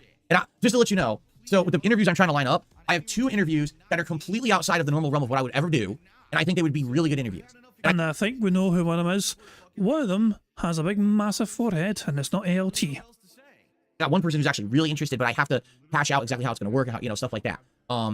And then, of course, you know about the other interviews I'm trying to work on, that eventually I want to get Wings of Redemption and or Boogie on here, which would be great to get them. But, you know, wrangling them, it's like trying to hold a fucking eel that you just pulled out of the ocean. It's like, hey, it's like zipping all around. It's, and you can't even talk to the eels. It won't talk back to you. But I'm working on it, all right? Okay, thanks for the first tip of the day. Let's see here. I received a $2.25 tip from Mr. Puffy Nipples. You know they make a washer and dryer combo. We literally just talked about that. That they make units that are completely together. I can't do that because I don't have the space. I can't stack them in my laundry room because there's cabinetry on the wall. Shit. But thank you for the $2.25 tip. This is up to $8 and climbing. Thank you. All right, hold on. Wow, a bunch of tips just popped in, but again, there might be some troll here. I don't know. Huh? Just listen to this. Here, this is very funny. I guess we can address this really quickly, okay? Hey, DSP. Someone took me $1 to say this. Cog is in RawPhil's chat right now. He claims he offered to come on level 1 and agreed to be civil, but you refused to address it. Will you let him on level 1 or is it a no-go? All right, you ready for this? I don't know what's going on with this guy. I guess because I gave him a tiny bit of attention, he's like now become like obsessed with me. So yesterday was my day off, okay? I did no work whatsoever. Yesterday was my day to literally relax. You spent 6 hours on Kino Casino stream, but okay. Relax with my wife and have fun and do all kinds of fun stuff. This guy apparently was talking about me all day. He was commenting on my videos and stuff. I don't pay attention. I'm a busy guy. Like, my life doesn't revolve around the guy who is like some fucking nobody on the internet who thinks that like I need to drop everything. I don't even. He offered to come on the level 1 podcast and he agreed to be. What are you talking about? Number one, how do you offer to be on a show? That's not how it works. What happens is someone asks you to be on a show and then you either accept or decline. You don't offer to be on the show. There's no open offers of guestitude on my show. Like, what does that even? It's bizarre. Again, the guy's so full of himself in his head that he thinks he's important, that he wants to be on my show. So I made the offer. First of all, where? I didn't get an email. I didn't get a DM anywhere. Did you leave a comment on my video? I don't read all the comments. They auto-publish. So I don't know what you're talking about. Okay? I don't. What's funny is someone had showed me a comment of his accusing me, saying that I deleted his previous comment. I didn't delete any comments. Why would I? Why do I care? If there's a comment on my video, maybe that's content for me later to address, right? Like, why would I be deleting this guy's comments? I tell you what happened is, with YouTube system, it's kind of weird. This happened to me with the June the King documentary. So I left a comment on the video before it had published saying, hey, everyone, enjoy the documentary, and I'll be reacting to it, right? The comment disappeared. And people accused June the King of deleting my comment, to which he responded, no, I never deleted it. What happens is YouTube auto-flags comments. If too many people respond and people start responding, like, uncivilly, like you know, bad words and shit like that, YouTube will just flag the whole comment. and then basically the channel owner has to go review it in their like held comments and approved comments for it to show back up. I don't know, like, I didn't even look or anything, so I don't know what he's talking about. I didn't delete any comments. I mean, literally, COG is the last thing on my mind at any given moment. Like, for example, if my ass itches, that's more important than COG. So, so COG's the last thing on your mind. Okay, interesting thing. What's your videos here? The most recent video Phil Burnell has created is about COG. Okay, from a day ago. Let's go to, what about Phil's Twitter? Oh wait, we can't view Phil's fucking Twitter camera because I'm fucking blocked. I was going to say we could fucking view Phil's Twitter, but we can't fucking view it. We can't, so if I try and go to the comment DSP... Boo. I can't even see their tweets. Boo. Boo. Fucking boo, you fucking bitch. One of Phil's last tweets was about COG. That's what I was trying to fucking demonstrate. One of his last tweets was actually about COG. Actually, it might be on his community page.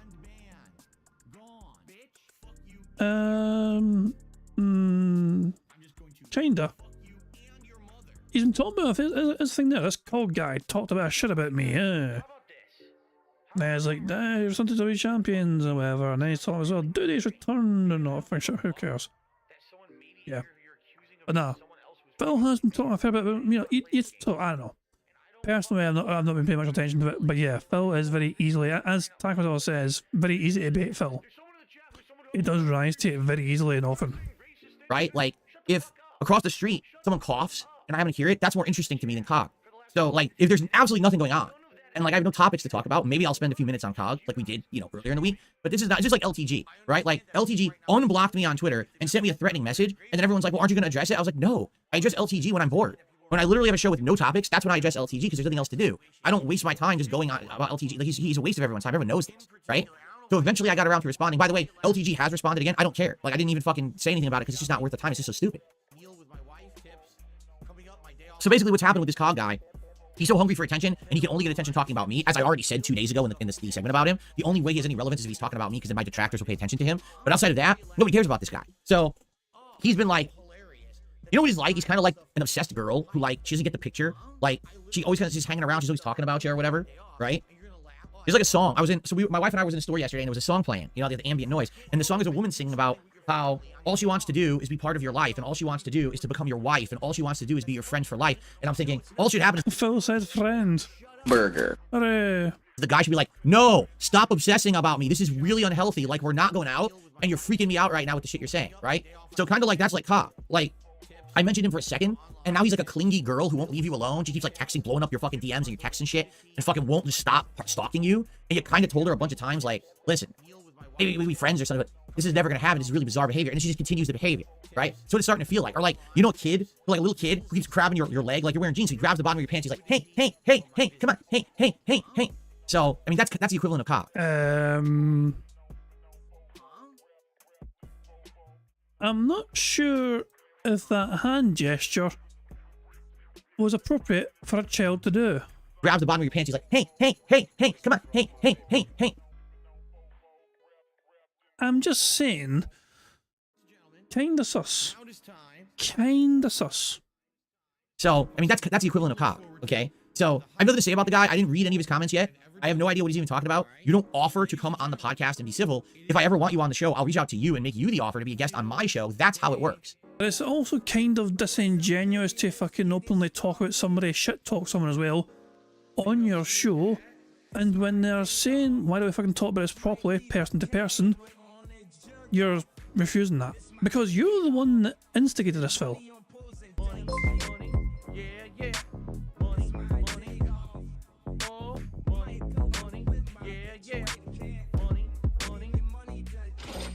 Meth Bear tipped £5.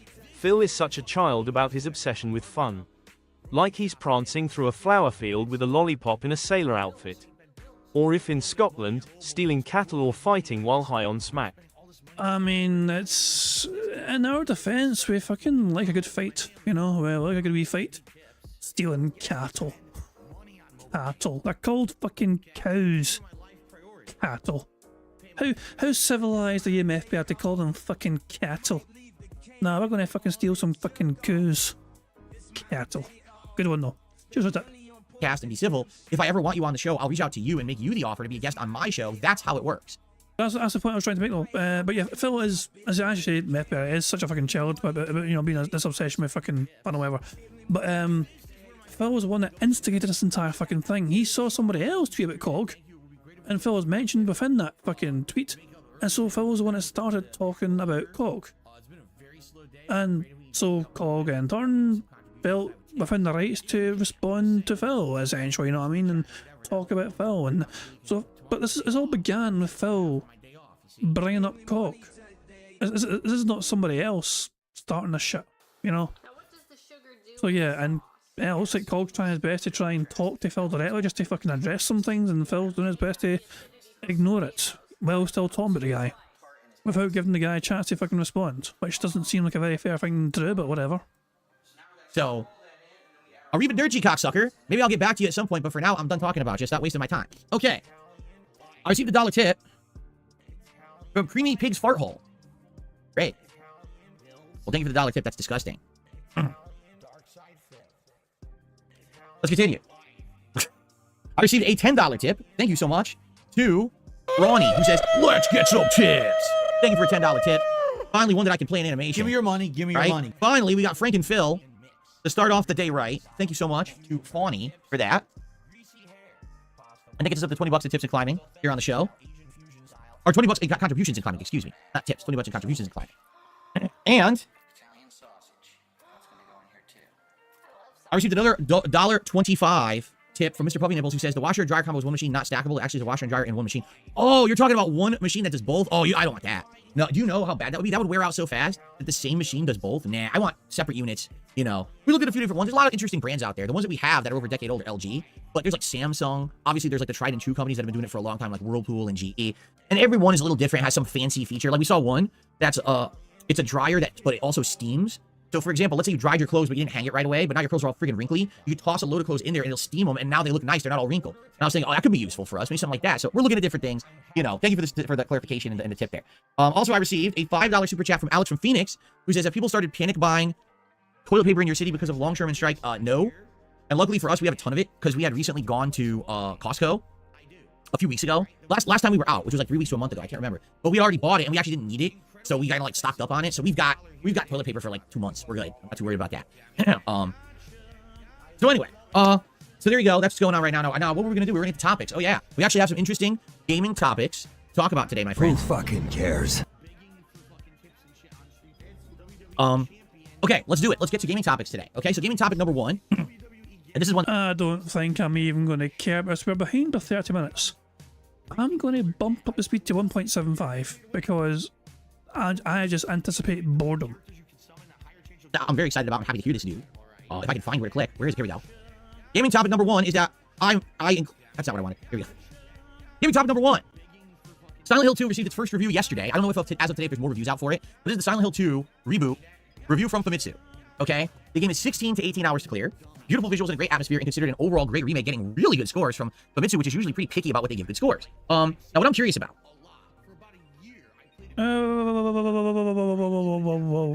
Look at this little search history. There's an interesting bit of search history going on here. So give me a nice second here. Let's go full screen here. And let's zoom in on this shit. YouTube ads during pause. That's a weird thing to fucking search for, Phil. I wonder why you're searching that thing specifically. Very odd. Also, hold on. What was a Google search thing? Famitsu, which is usually pretty picky about what they give good scores. Now what I'm curious about. Hold on. Hot. Ethan Ralph and a big Twitter link. And then Zoom. Hot. X. Phil, this is Phil's recent Google search. Why was he searching hot? And why was he searching X? Like, what's going on here? The Sims 4 release date. Like, why would Phil care about The Sims 4? That's a bit random. Maybe Cat is asking him. He's actually got it up here. The Sims 4. These are the stories. Genki on X, whatever. Cameo on X, The Sims 4 Life, and The Sims 4 release date. stealth on it. Oh, shit. Jesus Christ, man. Ah, well, whatever. I just kind of thought I'd share that. Why not? Or if I censors it again. Oh no, fucking people in my stream saw what I searched on Google. I better hide that in case reasons. Actually, hold on. Just a second. One more thing. One more thing. What I'm curious about. One more thing. Yeah, you can actually see it all up here as well. Look at that shit. X.com. I guess that's fucking Twitter, of course. Jesus. But yeah, you can see it up there. What I'm curious about is, oh look, denied. I don't know. I don't know what that is. DSP Silent Hill 2. So I played the game twice. What I wanted to do was look at my original playthrough. All right. This is an HD remake playthrough. Yep. So my original run of Silent Hill 2 was 56 parts. Okay. And back then, my parts were roughly, as you can see, 10 minutes long. Right. If you do the math there, it's about 560 minutes. Right. So probably my original run is about 6 hours long, roughly. It's a shorter game, right? It's about a shorter game. That was my first run, for the record. That wasn't like my second or third run where I was going for completionist and I was trying to get all the secrets or anything. But that was my first run. All right, like roughly 6 hours probably. So if you think about it this way, 16 to 18 hours for a game that originally was like 6 to 7. Dude, they added a ton of new content, whether it's new story elements and cutscenes, whether it's actually brand new gameplay areas. That's great. I'm actually really excited for this now because I thought it was going to be just like a straight up remake and it was going to be short. Now, it would be good, but it would be over way quick. Apparently not. I'm very pleased to hear that they put this extra effort into the game and added in extra content and the like. That's neat. So I'm actually even more excited for it now than I originally was, knowing that they've added in new content. One thing that's not in this tweet, I saw another tweet from somebody else, and they said, so it has all of the endings. Oops, I forgot to put my doorstop up there. It apparently has all of the original endings from Silent Hill 2, and they added in new endings too. Actual brand new spanking endings that you can get through different scenarios and the like. So that could be cool to have like replayability, because now not only do you want to get all the original endings, but now you have to do optional criteria and things to get other endings as well. That's neat. So this is a good one, man. You know, this is reminding me of Resident Evil 2 Remake. If you remember, Resident Evil 2 Remake was remade from the ground up by Capcom. It's the same spirit of the original game. It's got the same, you know, kind of objectives. It's in the same locations, but it's completely redesigned to be a third-person action game, and it's so much, honestly, so much better. Like I think that Resident Evil 2 Remake is one of the best survival horror games ever made. To this day, I still think it's actually better than like the more that come out after, like 7 and 8. I think they're good, but I think Resident Evil 2 Remake is just like so outstanding. So if this game is in that same vein, where it's that good and they really put all that effort into redoing it and putting new content and great, you know, I'm pumped. I think it's gonna be so good. So now I'm happy I chose to have an 8-day streaming week so I can play this Tuesday, Wednesday, Thursday, you know, and get really far into it before my day off that Friday. Okay, good stuff. Okay, I have more shout outs to do, and then we'll get to the next story because I have a few stories to cover for today. So I received a $1 tip. Are you looking for shows to review in October? I would recommend Tim Burton's Wednesday show on Netflix. It's for adults. Also, M. Night Shyamalan's The Visit is a creepy movie. I don't have Netflix. I'm not going to get it. I appreciate the suggestion, but yeah, I'm not going to get it just for the one show. M. Night Shyamalan's The Visit. Is that the one that has Batista in it and it's about the end of the world? I saw it. I've already seen it. I never reviewed it, but I did see it. If that's that movie. I thought it was okay. I wasn't in love with it. I hate that at the end of the movie. It didn't really explain anything. It's always the bummer with those kind of movies. No, that's not The Cabin. Oh, okay. So what the hell is The Visit? I actually don't even know what that is then. I guess I have to look into it, The Visit. And by the way, if anyone has recommendations this month for horror movies for me to watch, please share. I want to know what good horror movies are out right now to watch. So far I saw that movie Martyrs, and I thought it was just okay. It wasn't bad. It was creepy till the end, but it didn't like blow me away or anything. So if anyone knows any horror movies, let me know. I received a $1.50 tip from Beaver Bother. Can you tell us what LTG replied to you with on Twitter? I'm interested. I already showed it. We already did a whole segment on it. I responded to it, and he has further responded publicly to that. I don't even care. I haven't seen his response because I don't give a shit about the guy. He's so unprofessional and not willing to work on anything that will benefit anyone that there's no point. Like I already said, listen, I would work with LTG, but let's find something that's mutually beneficial for both of us. Let's find out what helps him, what helps me. Let's do it. He's not willing to do that. He just wants to make excuses and say, oh, it never benefits me. Yeah, because you're a little baby. You hide and you cry and you complain instead of working with people to find something that benefits you. Like I'm literally willing to work with the man and say, what would you like? Because he keeps saying money, but then he says I don't need the money, so it's not money. So what is it that he wants to get out of a collab? Tell me, and we'll work together to do it. I have resources. I have people I can talk to about this. We can get hype behind it. We can get people excited, not just from our own fan bases, but other fan bases too. But he doesn't listen. He just doesn't work with me. So why do I care? Why? I have resources. I have Phil. You have Kino Casino, who are basically sucking fucking tardy. I have resources. The fuck are you talking about? I have resources. You got nothing. Why would I continue to talk about the man? He's just a waste of everybody's time, right? Again, I'm willing to be professional and work with people, but people are not willing to be professional with me. You want another example of that? Review Tech USA still hasn't responded to my DM on Twitter about appearing on the show. Last week, he made a public fucking post on his Twitter timeline saying, let's do it.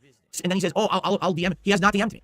So he's never going to be on the show until he fucking becomes a fucking rational, mature adult with a professional attitude about working together for business purposes. Review Tech USA will never be on this podcast. There's no point until he fucking just can write me a fucking message so we can schedule it or figure it out. Okay? What a dunce. All right. But Phil, you wanted him on your show, which is why I DM'd him. He let you know that he wants to be on the show, so you know he's up for it. So what's the point of waiting for a DM when you already know he's interested in doing it? It just seems like your ego can't fucking handle him doing something that you didn't directly ask for. This is like some sort of power play gone wrong for you, so you're not fucking going to go through with it because you never fucking listen to your every single demand, and you're fucking having a temper tantrum cause you. Don't do the bucket says you will save on toilet paper if you install a bidet. Yeah, and I mean, not to say that I'm not interested in that, because maybe that could be something that would be beneficial. I don't know. After COVID, I heard a lot of people got them, but isn't it true that like the ones that you install, right, that are like the ones that you add on to an existing toilet, that they're not that good? Like I've heard like they work for a bit, then they leak and they fucking become like a chore to maintain. That's why I'm like, hey, I don't want to fucking leaking all over my floor and I gotta fuck with this thing. You know, this is pretty stupid. Like maybe just buy a new toilet that has a bidet installed in it or something, right? They have like high-end toilets that have that shit. His eyes bugged the fuck out there when he went and said bidet. He's stupid. Like maybe just buy. Jesus. Why? Why? God damn, why? Jesus. Oh, but I don't understand this fascination of like, oh, they didn't DM me, so it's not official. Like, fuck off. If I was trying to get somebody on as a guest or bingo, and like, they told me, like, if they turned up in chat and said, yes, I'll do it, I'll be like, fantastic, there we go, guys. You know, so-and-so has agreed to it right there. I asked them earlier on, and there they are, right there, and they said yes, so I guess it'll happen, you know. I'd be happy with that, you know what I mean? I wouldn't say, oh, you didn't actually fucking respond to my DM, so I'm not accepting that as a proper answer, you unprofessional piece of shit. Fuck off. Just fuck the fuck off.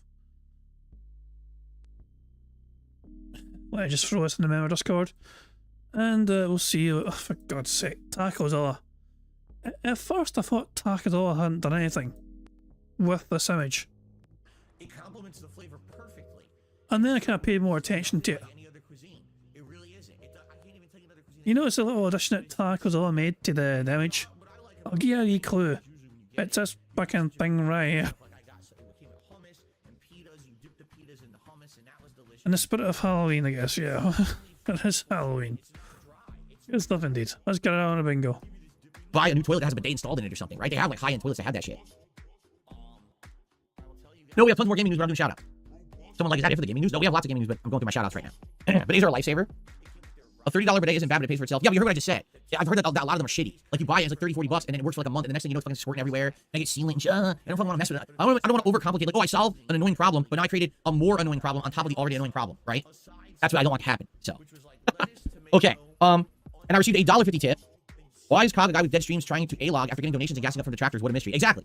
The only reason that this guy, this bum, is talking about me is because it's the only way he can get attention. He knows the only attention he will ever get is from my detractors. Because they literally are so dumb. Any person who talks shit about DroSydePhil, they'll show up to their stream, they'll basically fluff the person. Like, they'll literally grab the balls and shaft and work them. Like, with one hand, they'll have the balls, and then the shaft in the other, and they'll just do this really elaborate motion to make this person feel like the most important person on the planet just because they're shit-talking DroSydePhil. And I'd say this is almost like a natural motion for you, Phil. You seem like you're very well-trained in doing this to others. Shit about DroSydePhil, they'll show up to their stream, they'll basically fluff the person. Like, they'll literally grab the balls and shaft and work them. Like, with one hand, they'll have the balls, and then the shaft in the other, and they'll just do this really elaborate motion to make this person feel like the most important person on the planet just because they're shit-talking DroSydePhil. And then they'll start sending them money. And that's exactly what happened with the side scrollers. Is they started receiving big money, thousands of dollars, and they're like, oh shit, we gotta have this train going, right? So that's what happens. Now this guy's gotten a taste of success, one stream, and now he thinks I have to keep it going because I want my balls massaged. See? The problem he doesn't understand is that they're not massaging his balls because they like him. They're massaging his balls because they like to have negative content about me on the internet. What they don't realize is that Cog's negative content about me gets like 400 views. Nobody cares, right? This is not like Moist Critical giving me an awful, you know, scathing remark or review in his content saying that I'm a money-grubbing beggar. That's different because Moist Critical actually is a significant person in the content creation landscape. People listen. Cog, right? Cog is like if you're walking down the street, you hear me, you're like, huh? There was a mouse over there that farted on the sidewalk. And that's, you know, that's Cog. That's the impact that he has on the planet. So, I mean, nobody cares. So, but for him, it's the only time anyone ever cared about his mouse farts. So that's maybe why he's so, you know, all over me. But anyway, that's neither here nor there. Okay. All right. Okay. Moving on. All right, guys, really quick. I have to go just check on something very fast. Okay, I'll be right back within like 2-3 minutes, and then we'll continue. Sorry for a brief interruption. I will literally be right back. That is suspicious as all hell. He didn't. So, okay. I guess it's something they ordered and it's arriving or something. But yeah, he just decided to fuck the fuck off randomly.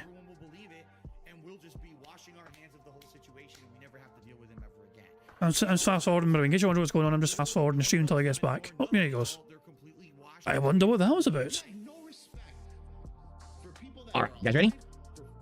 Alright, so now on to our next gaming topic for today. This one is in regards to a game that I'm currently playing. Famitsu again has reviewed another game early. Famitsu seems to be getting all the early reviews these days. But yesterday they put out the review for Metaphor Re Fantasia. And basically they said, the main story, if you don't really veer off the path and just do the main story elements, the game's about 80 hours long. If you do the side content, it's about 100 hours long. It's like, yeah, I guess that makes sense. I guess that's very similar to a Persona game, right? The Persona games have been that long for a very, very long time. And basically the way I see it is it's a double-edged sword in today's gaming landscape, all right? For those of you who are into tons of gameplay and value for your buck, and for those of you who like lengthy, drawn-out JRPGs, this is good news. For the record, value for money should always be a fucking priority when you're fucking buying video games, in my opinion. You want to fucking make sure it's a game you're going to fucking want to keep playing, whether it's a fucking very long game, or just a game that's so fucking entertaining, you don't fucking mind repeating the fucking story or whatever, you know what I mean? Just, or whatever, or... You want value for money. Most people would fucking want that in a fucking video game. Well, as a, you know, as a content creator though, he's the exception to what most people would want. Because he's got to fucking, my audience might get bored and stop supporting me playing these fucking games. That's a very small little percentile of people playing these games. That's me. Like, I really like longer games that you're getting a ton of content. Like, for example, Dragon Quest 11, I loved it. That was a game that had an entire first campaign, you beat it, and then there's an entire second campaign. And I was like, well, that blows me away because I'm really, really enjoying it, right? Same with Persona 5, although admittedly, I do feel like Persona 5 maybe is a little too long, all right? But, as you know, I'm playing the Metaphor demo right now. As of now, I am 7.5 hours into it, and we're not done yet. We've just unlocked a side dungeon that's completely optional, and we're exploring it, and I'm grinding in it, and that's going to be probably like hours of extra content. And then after that, we get to the end of the DLC, where there's the final dungeon in the finale. So not the DLC, excuse me, the demo. So the demo itself is going to end up having like 13 plus hours of content. That's the demo, right? That's the length of some games, but it was free demo. So you can imagine how long the real game will be. But herein lies the double-edged sword. All right, here's the problem for me. And this is why I want to talk with you guys about it today and bring it up as a topic of discussion. I'm really liking the Metaphor demo. I think the graphics are outstanding on PC. I think the music is great. I think the atmosphere, the world design, and the lore of this new brand new world that they've created for this game is actually very entertaining and interesting to dive into and learn more about. The gameplay elements, it's like Persona with some twists, and I like that. It's not just Persona. There's some things that... Wait, I pressed that big button because we all know what's coming up. I pressed that now. Before he even fucking brings it up, we know he's going to fucking bring up money. So I just pressed it now just to get that fucking thing out of the way. Feel familiar, and some things that feel different, and that's what you want, right? Ultimately, you want variety. You don't want a game that's exactly the same as Persona. And I'm really enjoying my time in it, okay? But, quite frankly, okay, to be honest, I don't know if this is going to work as a playthrough for me. Why? I played the demo for 7.5 hours, and the entire time I streamed the demo, I had barely 200 viewers on my stream, okay? And when I played it this last time, it was really hard to get people to really even, like, contribute for the stream, which is fine. It wasn't a terrible stream, okay? But we didn't hit the goal for that stream, but at the same time, it wasn't like, oh, it was dead. But the way I see it is this, right? I am in a tough position because I'm a content creator who does this for a living. This is not my hobby, right? This is not all my free time or whatever. This is my job. This is literally how I support my family, you know, how I operate, how I Give me your money, give me your money. When I'm making content, I have to be sure that the content I'm making is content that my audience wants, as well as content that I want to make. It's not just all one way or all the other. You got to find that happy balance between the two. Because if I just played stuff I wanted to play all the time, I'd go out of business. And if I just played stuff that you guys wanted me to play all the time, I'd be fucking miserable, all right? You got to find that in-between spot, and that's fine, okay? I'm not complaining in any way. I think that's worth learning over the years. It's just something that I learned the hard way, right? I love how he's implying that his audience's fucking taste in video games would make Phil want to fucking kill himself in Minecraft. So, in regards to Metaphor, this is a game that I know I would love to play. This is a game that likely could be one of my favorite playthroughs in years. For example, I just mentioned it. Dragon Quest 11 was a playthrough that I balanced with all of my other playthroughs. It didn't get a lot of attention. Quite frankly, it didn't even get a lot of support, but it was very lengthy, and I ended up really enjoying the game. And I was like, man, what a special playthrough that I'll remember for a long time. And I do to this day. I remember some nights when we were chilling and enjoying the game and having a good time with it, and how fun those were. Social interactions where we had discussions and stuff while I was playing this awesome JRPG, right? But the problem is, you know, even the demo, which you think would have hype behind it, because people want to see the new game from the makers of Persona, can't barely bring in 200 viewers. And it's like, I don't know, this is tough. If I play Metaphor, here's my feeling, all right? The people who are here are going to have a great time, okay? The people who are actually here for it, it's just not going to be that many. And basically, I have to be more careful now moving forward that the stuff that I'm doing isn't polarizing to my audience. Because take a look at what happened earlier this year. I was playing Baldur's Gate 3, Life of Dragon Infinite Will, Final Fantasy VII Rebirth, Dragon's Dogma 2, and it completely backfired. Everyone told me you've lost the script here, right? Like you're playing all this long, drawn-out, boring shit. We like you because of, you know, action, your responses to tough and challenging situations, you know, multiplayer fun stuff, more interactive, chill stuff. Literally, the RPGs are boring us. So I stayed away from RPGs for a really long time this year. Remember, I didn't play an RPG for a very long time. We did play Fallout 4, and that's because it was for a different reason. But even that, you know what I'm saying? I'm talking about, like, lengthy JRPG style games. This would be the first lengthy JRPG style game that I played in many, many months, okay? But what I'm seeing is it's just not getting any kind of real traction. If I'm committing to a 100-hour playthrough, just think of it this way. There's no way I could be playing Metaphor as day streams for most of it. Maybe every once in a while I could do a 3-hour daytime stream. Most streams will be 2 hours on night streams. It's a 100-hour game. Now I'll be like 10, 15 hours into it because I'm playing the demo. So let's say it's an 85-hour game, all right? Do the math. If I play Metaphor twice a week on a late stream, 2 hours each, that's 4 hours a week. That means in 1 month I'll play 12 hours. Yeah? No, excuse me. Stupid. In 1 month I'll play 16 hours, right? If I play it twice a week. That means if you do the math, it's going to take me 5 months to beat Metaphor. 5 months. Do you think that even out of the 200 who were there for the premiere, this coming weekend coming up, right? Or I think it's actually next week. Do you think they're gonna be around in 5 months to watch the end of that playthrough? Or are they gonna dip after they realize it's gonna take 5 months, right? Who That's the fucking problem. cares? Like, if I just play the game nonstop, I'll get very low views, very low support, and I'll be shooting myself in the foot and hurting myself in my business. If I stretch it out to balance it out more, so that I have other hype things going on to balance with it to make it work, that's great. But then everyone says it takes too long to beat the game because I play it that way, and now I'm not gonna be watching it for 5 months and I quit, and so it's like I'm damned if I do and I'm damned if I don't, right? If I don't play this game, I feel like I'll be missing one of the best games of the year, and I'm really gonna regret it because I love this style of game. But if I play the game, I feel like I'm hurting myself business-wise. So I don't know, right? Like really, I really don't know what to do. We gotta think about this. We have about a week to figure it out, right? The good news is I'm gonna finish the demo. I'm gonna play the demo tomorrow, and then if I need one more stream, I'll do it one more time during the coming week. We're gonna finish the demo, and basically by the time I finish the demo, we have to come to the conclusion of what I'm gonna do with this game. All right? I'm willing to play it, but to me, my fear is that there's just gonna be too few people, no support, and then every time I play it, it's like, okay, it's the dead stream. Why even have the dead stream? Why not just do things people want, right? So, okay. So anyway, let's figure this out. Let's talk about this over the week as I play the demo. Let's try to figure it out and go from there, and hopefully we can come to some kind of a resolution by the time that the game comes out. Because right now, I'll be honest, I really don't have any answers. I don't know if I should be playing it or not. Okay? Well, how about you fucking tell your audience that if you don't hit a certain number of contributions per stream of it, then it's getting dropped. Like, give the game free lives, okay? This isn't an honest suggestion for Phil. It's a scummy suggestion, but fuck it, he'll probably think it's something fun. Give the game free chances, okay? You want at least $100 per stream. Which is not your goal, I know, but 3 figures per stream is more than you fucking deserve.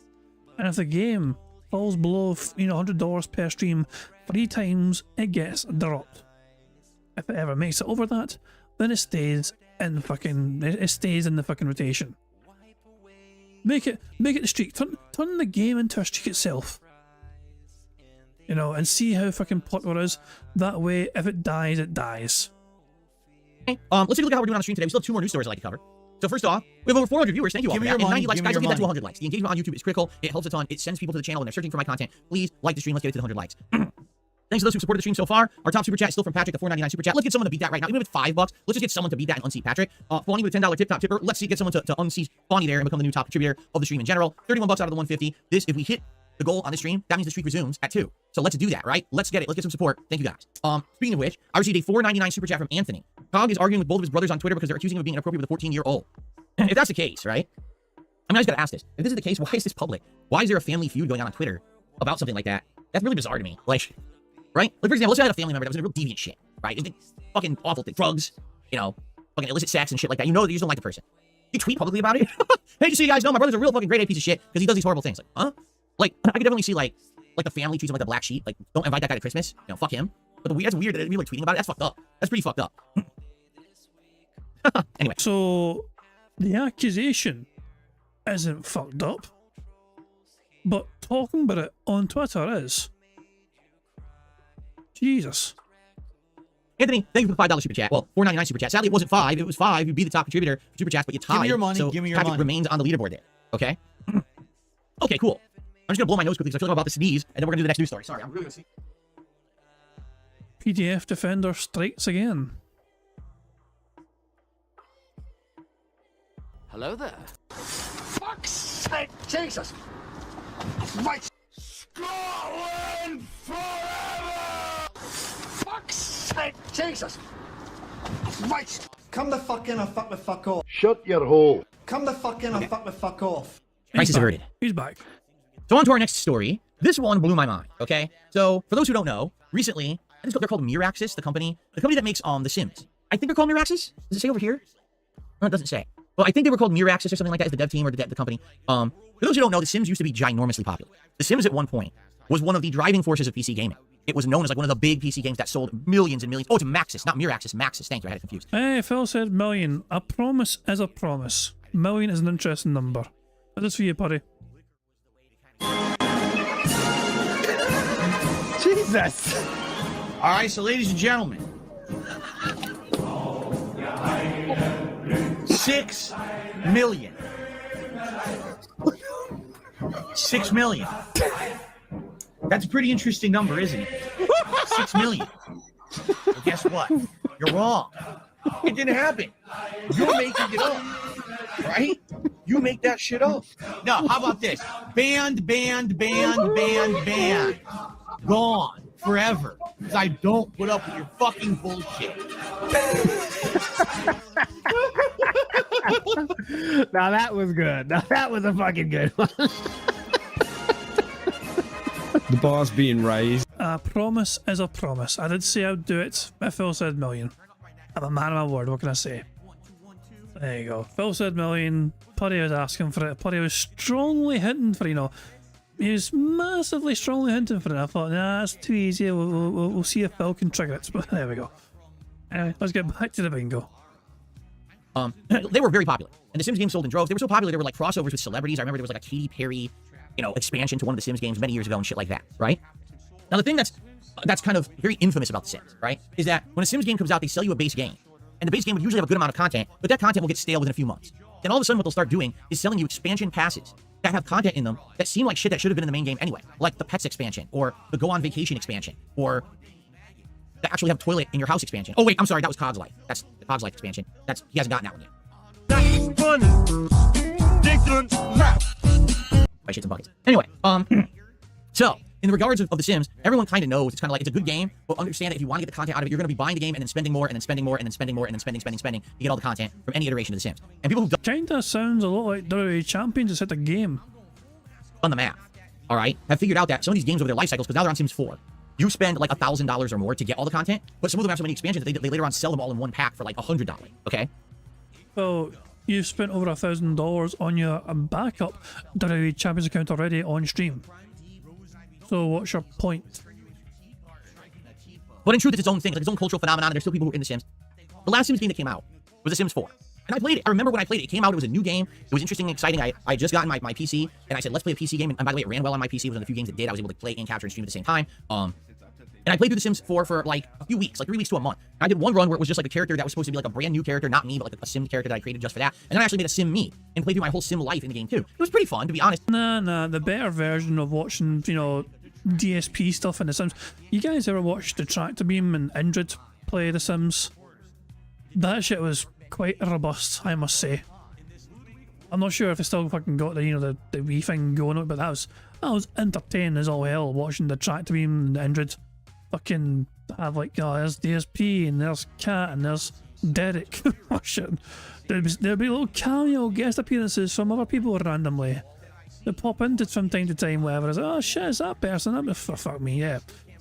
But yeah, Phil's version of Sims, who fucking cares? But definitely it ran out of its steam after like 2-3 weeks. I was bored of it. You know, you do a few sessions of it, you're exploring, you're finding all the new stuff. Once you understand the formula and you kind of get into the groove of it, it's fun for a little bit, and then you get bored. And there's not much else to do, and that's what I mean. Like then a couple months later, they'll hit you with the DLC you gotta pay for to keep the ball rolling, right? So for me, I haven't touched this game, right, in so long, and then all of a sudden today, I'm looking for news stories, and I find this, The Sims, their official account on Twitter, explore the beyond and reap the benefits of life well lived in The Sims 4 Life and Death expansion path, available October 31st. And I was like, is this one of those things, one of those legacy accounts that like reposts like classic tweets from like a decade ago to celebrate? And I clicked on it, and I started reading it. I was like, wait a minute, October 3rd, 8:06 a.m. Wait, what? This is current? The Sims 4 is still getting DLC? And I said, wait a minute, hold on a second. How old is The Sims 4? Maybe I'm misremembering when it came out. It came out September 2nd, 2014. Guys, it's over 10 years old, and they're still releasing paid-for DLCs for this game. That's insane. A decade in, and they're still releasing DLCs that you have to pay for this? I personally think that's a good thing. Look, if there's still demand for it, and the audience are willing to fucking buy it, and the developers of the game are willing to keep supporting it, that's a positive fucking thing in my opinion. Now, is it? I mean, I can see kind of both sides of the argument in a degree. Is it just constant cash grabs from the developers? Potentially, you know. Yes, it very, very well could be. But as long as the demand is there for it, and as long as the fans of the series are willing to fucking pay for it, then yeah, why the fuck not? If people want to fucking spend money on it, and they're willing to pay for it, then why the fuck not? You know? It's kind of like GTA Online. But in the same kind of regard. And the BroSydePhil. Shit, I don't know how I'll be able to show that. It's a video, sorry. It's a video, you know what I mean? So, hold on. So BroSydePhil says, in honor of millions and the gym, check Discord. But it's a fucking video he sent me, and it's like, I need to like fucking day fucking fiddly shit to get that shit. So hold on. 2 seconds. Let me see if I can get this. Damn it. Give me a wee second here. If I click that and stop it for a second, Is it audio or the same fucking music? I thought it was for a second there. I should do that fucking first noise. Give me a second here. Shit. If I go here. This better be fucking good, I'll tell you that.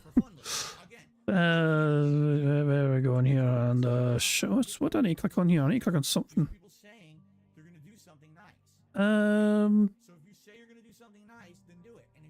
Two seconds. I'm trying to find this. Why can't I find this? It's not letting me. I'm kind of confused here. I'm trying to find Discord as a source and it won't fucking let me for some reason. It's very odd. Give me a second here. Why won't you work? Why won't you work here? Give me a wee second, guys. I'm so sorry. There it is here. Okay, I found. Okay, cool. So if I go to this, right. Okay. Right, guys. We found it. No, I say I found it. We're gonna sort it. So, BroSydePhil, this better be fucking good. This is what you sent me in Discord. Why Germans can't work out their right shoulder? 9, 1, 2, 3, 9, 1, 2, 3,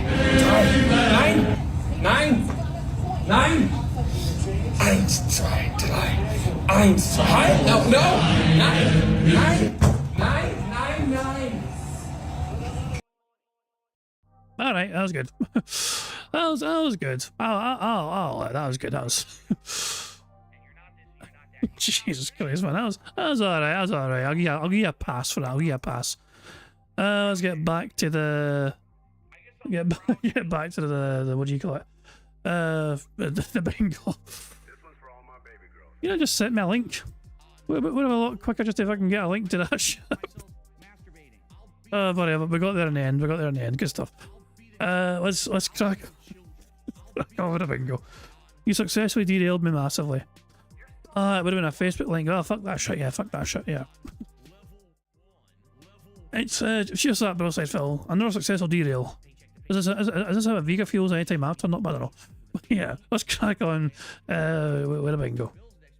That's pretty wild. And again, for me, like, I got bored so quick. I wonder, is there a way to like buy cumulatively all of the DLCs in one pack up to now, so you could have them? And so I actually looked into it, and actually it was like a couple weeks ago, and I hadn't covered the news story, but basically Maxis, or whoever the new company is that owns it now, because I don't even know, I think EA owns it, I don't even know, right? They outright said, oh, our game plan is we're never releasing another new Sims game. We're just going to keep updating Sims 4 forever with DLCs as long as you guys keep buying them. And I'm like, that's kind of weird. I'm not gonna lie. Like, I was wondering, when it comes to things like Grand Theft Auto Online, which has been this ongoing online MMO-style community with a whole sim community for it for 10 years or whatever, right? Role-playing community, I guess I should call it. That, would they ever restart that? Would they do GTA Online 2 to be packaged with GTA 6 that reboots the whole thing when people have 10 years of investment? With the Sims, that is literally what they've done. Like Sims 1, Sims 2, Sims 3, they're out for like 5 years, and then they would just hit the reboot. And they would just start over with the next one, and you'd lose anything you had done in the previous ones. You had to kind of rebuy as that new content hit the latest Sims game. So that's what people always say. That's kind of a predatory practice with the way that they do this stuff. So this is just weird to me that people are still playing this. I remember when The Sims 4 came out, people were highly critical of it. People were like, this is the worst Sims ever. It has the least features, the least content at launch. It doesn't run well. Like, I just remember even people who were like giant fans of The Sims 4 were slamming the game, saying it wasn't very good. So how on earth are they still having like an active fan base 10 years later? But you know, they must, because I mean, this tweet was released 8 a.m. this morning. This is only like 4 hours old. Dude, it has 10,000 likes on Twitter, 1,000 bookmarks. And then they just showing the content. It's like, yeah, the graphics are way outdated. You know, they're 10 years old. At the time, the graphics looked good, but now the graphics are just fucking cartoony shit.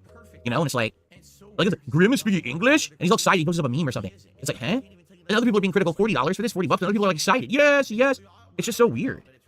It's like this community of people who like just still love The Sims and won't let go and are just willing. Every once in a while, every 6 to 8 months, they're going to open up their wallets and just toss another 40, 50 bucks at this company for whatever menial content they're willing to offer. I mean, more power to them. I guess they put out a quality product there, right? So Queen of Hearts says the reason most people play The Sims is not to play the actual people side, but the building aspect and the expansions people buy for new furniture and building stuff. That is true. Balduck says, remember, they tried to reboot SimCity after Sims 4 and it completely killed Maxis. I forgot about that. It was a huge failed thing, right? Oh, really? I didn't know that. Lady Charisma says people who are role-playing in GTA Online aren't playing base GTA Online. There's some kind of a modded client, and Rockstar bought them out, and now they're using their stuff. I didn't even know that, right? Jumper says, I know you don't get into mods a lot. A lot of games actually stay alive for a very long time because of the modding community. That's cool. What's up, Jay? Good morning, Jay. Good to have you. How are you doing? It's just wild. I don't know. To me, it's just kind of like, it's the same thing, right? Like, it'd be one thing if this was like they're reinventing the game and completely changing it. I mean, the trailer, dude, it's just The Sims 4 again with Halloween costumes and shit, right? So it's not like it's a significant upgrade or upheaval. It's the same game 10 years later. I guess people just really like it, right? I guess that's to be respected. But I just found it odd and newsworthy to talk about that because I don't think I've seen another game that in 10 years they're still selling DLCs and they're still somehow retaining relevancy within a fan base, right? Most games, even the ones that try, they feel like Destiny. Destiny claimed they had a 10-year plan. What happened within 3 years? I'm sorry. I just got reminded of a different 10-year plan, which also got abandoned. The 10-year plan. Is that a common theme with 10-year plans getting abandoned for various reasons? Yeah, I'm sure there's another 10-year plan that Phil was happy to fucking accept and agree to, and then abandon as soon as he got the fucking money and said, okay, fuck that shit, I'm not going to bother. It became a 3-year plan, and then they were planning to release Destiny 2, and people were like, wait a minute, you had a 10-year plan for Destiny. They completely bullshitted. Oh, we meant including Destiny 2 and everything else. No, you didn't. You blatantly said at the beginning of the life cycle of Destiny, this is a game that would have a 10-year plan and would last that long, and then you just dumped the game to make a sequel and make more money. You're so liar, right? It was bullshit. This game has, like, outstanding longevity. I can't believe the longevity that this game has had. So, there you go. Okay, Blackout, 9 months as a member, since it's the same with Destiny 2 and Warframe. Well, Destiny 2, sure. Since Destiny 2 released, they keep putting out content. Warframe, yeah, you're right. I remember playing Warframe as a launch title for PS4. It's free to play, right? And I remember checking out all the free to play games that were on my PS4 or available at launch, and that was one of them that I dabbled with a little. Okay, I received a $1 tip as a troll. Just a dumb fucking troll. So once again, I'm just gonna ignore the troll. This guy's a real idiot. He keeps sending me his bucket. I'm never gonna read what he says. All right, Oh, so you know it's the same person over and over again. But I thought you didn't see their personal details, Phil. How do you know it's the same person over and over again? Unless... Oh, I think I have one more news. I do have one more news story. Yeah, I do. One more quick news story for today. And then we'll get to Q&A with you guys. And again, thanks for hanging out with me today, guys. If you support the stream, please do. Are we get 100 likes yet? Yes, we have. Thank you guys for the 100 likes. I really appreciate that.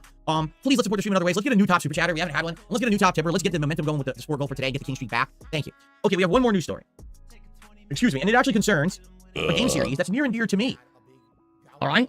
Suikoden. If that's even how you pronounce it. Because here's the thing. There's a lot of games in the 1990s that no one had any idea how to pronounce their names because no one ever said them. Like, everyone played this game in the 1990s and liked it, but no one knew how to fuck you say it. Is it Suikoden? Is it Suikoden? Is it Suikoden?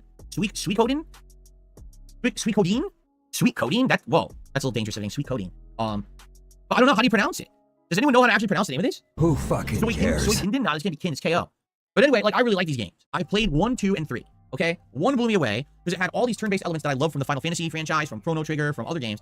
But it had this unique aspect that there's so many characters that you can recruit that you can have this army of 108 people. I'm not kidding. There's 108 playable characters in the game. Now, some of them are pretty insignificant. Like, you get them, they don't really do much. You could use them in combat, but they suck. But more so, they serve a purpose, like, in your base camp rather than wanting to take them out for combat. Others are, like, completely, utterly broken in combat, like, not even, like, balanced. But it's wild. It was the first game I ever remember where you could get 108 characters, okay? And to do it takes a while because some of them are very, very hard to get. Like there's, like, secret characters where you need to be in a certain place at a certain time. You only have, like, 1 chance to recruit them, and if you miss it, that's it. You have to do another playthrough to get them. So you definitely need, like, a guide to play the game if you want to do it the right way. But particularly, the 2 things that stood out for me is, number 1, the story was epic. It was like this really large-scale, epic storyline that I would compare to, like, Lord of the Rings. But it's Japanese-centric, you know, it's kind of more anime-ish. But it definitely felt to me like that kind of an epic war is going on, kind of a deal, and people from all walks of life are joining this war and fighting on various sides and things like that. Heroes are villains and villains are heroes, and it switches, and it's really cool. The other thing that's really cool about the series are the giant battles, because you will have an army on your side and you're fighting another giant army, and it's strategic battles where you have different army groups attacking each other almost in like a rock paper scissors formation. You know, it'll be like the cavalry can beat the regular guys on foot, but then, like, the archers can beat the cavalry, and then it's like rock paper scissors, and you can get other things too going on. And I liked that because it was so refreshing and different. Instead of it just being a straight up JRPG, the fact that it had other elements to it to make it unique, it really stood out in the 1990s. I remember at first I rented it from the game store, not knowing what it was. I liked it so much. It was one of the rare times when I rented a game, liked it so much that I went and ended up getting it myself and owning it and played the living hell out of it. The soundtrack, because remember, it was PS1. This is the era of now games are coming off of cartridges to CDs. Oh, the soundtrack is so good. I still remember some of the songs. Dun dun dun dun dun dun dun dun dun dun dun dun. Right? It's like, oh, it's just like when you hear the Lord of the Rings saying dun dun dun dun dun dun dun dun dun dun, and you hear the Suikoden theme, you're like, it hits you. Like, oh yes, it's like epic thing is happening, right? So it still stands out to me. I'm being told it's pronounced Suikoden. Suikoden. Suikoden. Is that it? Suikoden? So it's not Suikoden, it's Suikoden. Oh, okay. Suikoden. All right, I gotta try to remember this. I could say that 5,000 more times so it sticks in my head. But anyway, so I played the first one. I absolutely loved the game. I actually ended up playing it multiple times because I liked it so much. Suikoden. And then I played the sequel, and the sequel also was really good. I recall liking the sequel pretty much as the first one by the time that I'd beaten it. And I did recruit to all 108 characters in both games. All right. Now remember, I did get Suikoden 3. But I didn't like it. Suikoden 3 didn't feel as much like the other games. I remember it changed a few things. First of all, the graphics were different. It wasn't Suikoden 3 on PS2, and it just made, like, enough changes, and it didn't feel to me like the first 2 games. It felt like they were trying to make another game in the series, but it didn't have that unique magic to it. It's really hard to explain. Plus, it's been all right, Phil just said the word felt, but it wasn't in the way I was planning on saying it. You know, the word felt is on a bingo card for him talking about, oh, I felt that fucking detractor, I felt it duty, I felt it, RTU. it wasn't there for him to talk about his feelings. But he did technically say it, so do we tick it? Do we tick it or do we leave it? Like the first 2 games. It felt like they were trying to make another game in the series, but it You know, he said felt, but it wasn't in the way... It's not in the spirit of the right felt, if that makes sense. didn't have that unique magic to it. It's really hard to explain. Plus, it's been a million years since I played it. But that was the last one I played. Now, for what I'm to understand, the series continue. They had a 4 and a 5, and I never played those. It was the 2 remain in my mind as this classic collection. And the good news is, they're coming out next year, right? The collection is coming next year, and I'm excited for it, except once again, I'm faced with the situation. The same situation I'm faced with the Final Fantasy VII Rebirth, the same situation I'm facing right now with Metaphor. I really want to play this collection, but is anyone going to watch it? Or does everyone just hate on JRPGs and claim that they're boring, and therefore I can't get an audience for it, right? It's disappointing. It's like I told you guys. These are the kind of games I love. These are the kind of games, as chill streams and interactive social events, these are the kind of games that make sense. I can share my passion and my love for the franchise with you. Plus, the first time I played this in the 1990s, it's going to be so amazing to hear that music again and get those combo attacks going again, just everything being so exciting. But now I don't know if I'm even going to be able to play it. I want to play it, you know, but I don't know how to invigorate a modern viewing audience about classic JRPGs. I wish there was a way to do so, right? I just don't know. Maybe we have to figure something out. But I want to play this game, and I just don't see how I'm going to be able to. And every time I tried a JRPG recently, it fails. Including Metaphor, which I'm playing the demo of now, and I can't get more than 200 people on stream, right? I don't know what else to say. I'd love feedback on this, because I want to play this collection. Anyway, Hiro Sakayama says that he hopes this Suikoden collection, Suikoden 1 and 2 HD remasters, will lead to a further expansion of Suikoden in the future. He directed Suikoden 5 and is in the driving force behind the revival. Well, that's cool. I never played Suikoden 5. And here you go, listen. That would be great because Suikoden 5 was a great step in the right direction after 4 made missteps. I'd love to see a proper 6. Alright, I'll take it. Burger. There, it's ticked. Use the series plot. Was Suikoden 5 in line with the plotline? 1 and 2 are directly connected plotlines. 3 changed a lot, and that's why I think I didn't like it so much, right? Okay, so anyway, Suikoden 1 and 2 collection coming next year. High hopes for that collection from the people working on it, because they're thinking of rebooting the franchise, but they need the support to do it. Alright, everyone. That's what I got for today. That was a loaded show. But we still have a few extra minutes. If anyone would like to chat, please tag me in the chat at @TheyCallMeDSP. We'll have a little bit of conversation. And please, by all means, if you support the stream, I will give you a shout out. I really appreciate it. We can get some more support in before we start with Dead Rising Deluxe Remaster, which should be fully installed and ready to go as of now. I just haven't booted it yet, but I was having it installed during the podcast, so. Jade says just up. What does that mean, Jade? How you doing? Good afternoon, Kakarot, or Kakarot. Keep practicing on Suikoden until you can say it a bit more fluently. Suikoden. Yeah. It's going to be hard because I always said Sui instead of Soi. So I have to remember it's 4. It's not Suikoden 3 syllables, it's 4. It's Suikoden. I have to remember the 4 syllables. Did I hear about Final Fantasy Brave Exvius shutting down on October 30th? What are your thoughts on the game? Was that the one that I played for a while, ages and ages ago? Another one of the mobile games that I forgot about, but I actually spent time and money on it. Was that the one that recruited characters from like every single Final Fantasy game? If that's the case, I'm not surprised, because as we all know, Final Fantasy has fallen out of prominence. Let's be honest here. The franchise is failing. Final Fantasy 16 way underperformed, Final Fantasy 7 Rebirth way underperformed, and people weren't getting as hype and excited about those games as they should. So Final Fantasy is not really being a game series synonymous with greatness anymore. That's sad. It always was. It was like the premier JRPG that everyone talked about at all times, and now it's just kind of like another game, and that's sad, you know? So that game, that mobile game, came out around the same time as, if I remember, like Final Fantasy 15, and so it had that hype behind it. But since then, in the last decade, look how the mighty have fallen. So I'm not shocked to hear that maybe the game's just not making money anymore, and therefore that's why they're going out of business and closing the game down, because they're just not making any more profits, right? There you go. Makes sense, I guess. Oh no, I'm not surprised to hear that. I would be surprised if like Final Fantasy 16 had been a smash hit, Rebirth had been a smash hit, and then this is failing. Then I'd be surprised, but it's not the case, right? Jade, I'm not sure what you're saying. You said you just finished eating. Okay, it was good to have you here. Looks like occasions did I ever play Worms? I think I played one of the Worms games 100 years ago. I couldn't even tell you which one. I messed up. You know, it reminds me of Lemmings, right? Like Lemmings is very similar, but Worms is more combat based or whatever. Sarah says Rebirth is still many people's game of the year so far, including mine. Listen, everyone has the right to like what they like, right? And personally, maybe if I kept playing it, maybe I would have liked it too. No, I wasn't disliking it. I will admit that, sadly, the game's pacing was very off early on. And then when you finally get into the meat of the game and it's actually very good, then it gets run into these open world segments that are just kind of grindy and repetitive. So maybe the game would have just been better as a streamlined game. Maybe the optional side content kind of bogs the game down, you know? I don't know. But maybe I would have liked it more if I kept playing it, and more power to you if you did, and if it's your game of the year. I mean, I've already explained to you guys why it didn't work for my streams, right? He has had his fans basically begging him every single... It happens at least once a week. Once a week at very least. There's one of his fucking fans begging him to fucking return to this fucking game, and Phil's like, nah, there's no demand for it. No one wants it, I don't like the fucking game or whatever. No. There's clearly demand. There's clearly a hunger and a passion within Phil's own audience for a game to fucking return in some capacity. And yet he just refuses to fucking entertain that notion. All because he stopped the game right before the bikini swimsuit scene. Like, it's a strange coincidence that Phil refuses to fucking continue playing the game because he knows there's a certain cutscene coming up with, you know, female style bodies on show. Jesus, man. I mean, I don't know. In my head, that's a true reason why Phil Burnell stopped playing the game. To avoid that particular cutscene and to avoid pissing off his wife. 672 says, do you prefer the OG Dead Rising or the OG Left 4 Dead? I always like Left 4 Dead more. I never played it. Well, I take that back. I did play the original Dead Rising back in the day. I bought it as a discounted game on Xbox 360 after it had already been popular. And I didn't like it because at that time, this was before I was a YouTuber. Before I became a YouTuber, I was a casual. Really, I was. Like, I only liked games that were easy to play or jump into or adopt or learn right away. I didn't want to spend significant time learning how to play a game or a franchise. I felt like it should all be just easy to pick up and play no matter what. That explains a lot. Even current day, that explains so fucking much, Phil. You've always been a lazy bastard who didn't fucking want to put effort into this fucking shit. Yeah, that explains so much, Phil. Dead Rising definitely has its own thing going when it comes to controls and elements of how to use weapons and all of that stuff. It's very unique and different from other game franchises. So, for me, I didn't like it at first. Now, when I played the remaster years and years ago, which I'm curious, when was the remaster? Here, let's find out. Who fucking cares? The remaster was in, ready? September 13th, 2016. So it was 8 years ago that the PS4 remastered edition came out. And I even said in the description. How long? So it was 8 years ago that the PS4 in, ready? September 13th, 2016. Yeah, that's right. So if in my head I heard something different, then my bad. So it was 8 years ago that the PS4 remastered edition came out.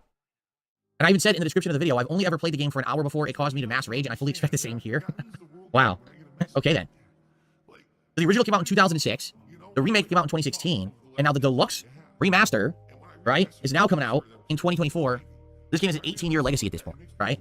Holy crap. This playthrough was 38 parts, but I was doing about 20-minute videos in 2016 from what I can see. Some were longer, but some were shorter.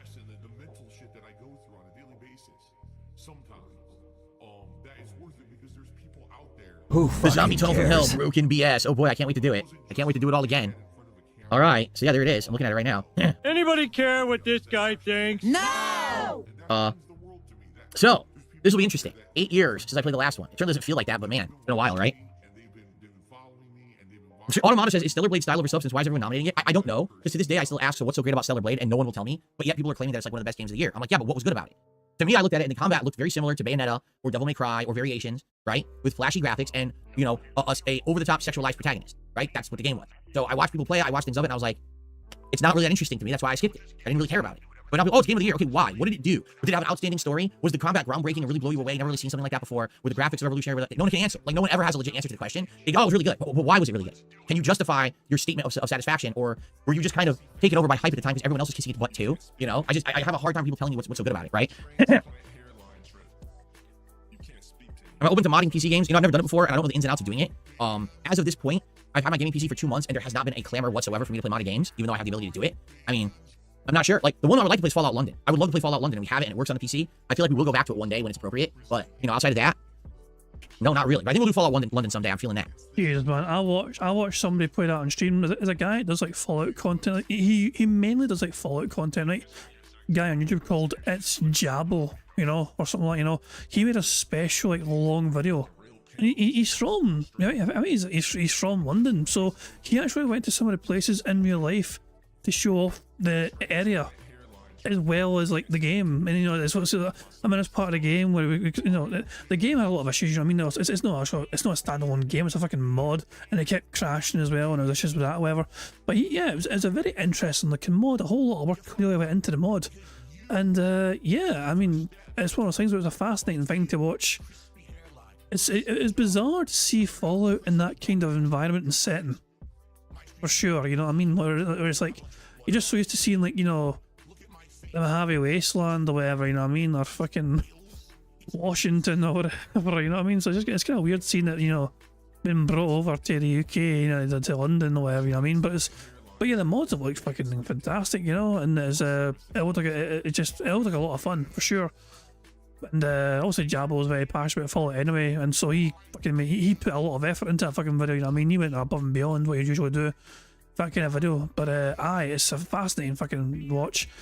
I don't feel like Phil's probably going to fucking be the kind of person who would probably quit after the fifth crash. He'll crash and he'll fucking lose patience and say, fuck this, we're done. I don't think Phil's got a temperament to put up with the mod.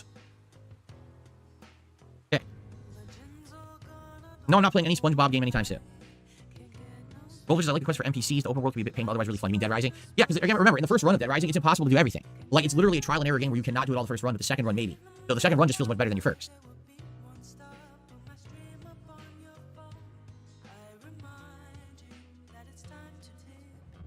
Lady Christmas says the thing with character action games is the combat is very moldable.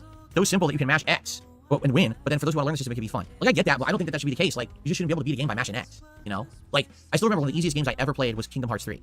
And I was so bored the entire game because literally all you had to do was mash buttons and go between 3 different abilities and you could just dominate the entire game. Even the final bosses weren't challenging. And I was like, why did they make the game like this? The other Kingdom Hearts games before this were actually very challenging. This one is just like a Simpletons game. And then people tell me, oh, it's because you played it wrong. You should have done this and that. No. I played it as designed. I shouldn't have to find some secret criteria to play your game differently to get the enjoyment out of it. It should be enjoyable just by playing it. It shouldn't be you have to qualify it with this specialty thing, this and this. That's bullshit. So, you know, any game that, oh, but it has potential to be good if you play it this way, that's the dumbest thing I've ever heard. You should just be able to pick up the controller and play it and enjoy it. Not have to have some special guide with you and criteria of how to make it a good game. That's just dumb. And if that's how Stellar Blade is, I do think that's a dumb game design, you know? But maybe it's not because I haven't played it. I'm just telling you for what I saw, it didn't really interest me. Who fucking cares? Now, see, Ellipsian, we talked about this. Oh, it touched his ear. We have an ear touch. Burger. 5 in a row. That's concerning. Let's have a quick evaluation of what's going on here. We have 2 free spaces thanks to the begs and the basicallys, and which means we are 5 away from a full house as things stand. You joined late. Lipsy says, in regards to Metaphor, you've always said that you could afford to do a slow support game as long as other stuff is doing well and balanced around it. I feel like that's how you can give Metaphor a shot. Here's the problem with that. Metaphor is 100 hours long. So if we play it only on night streams, twice a week, that's 4 hours a week, it would take me 5 months to beat it. No one's going to watch that game for 5 months. Everyone's going to move on to other shit. It's going to be another situation where I have this game that's lingering and I really want to finish it because I invested so much time in it, but everyone's pissed because I'm not playing the other games. That's the problem I'm facing. If Metaphor was 40 hours long, I'd be like, yeah, let's play it right away. I don't care. But 100 hours, 5 months to beat it? I don't know, man.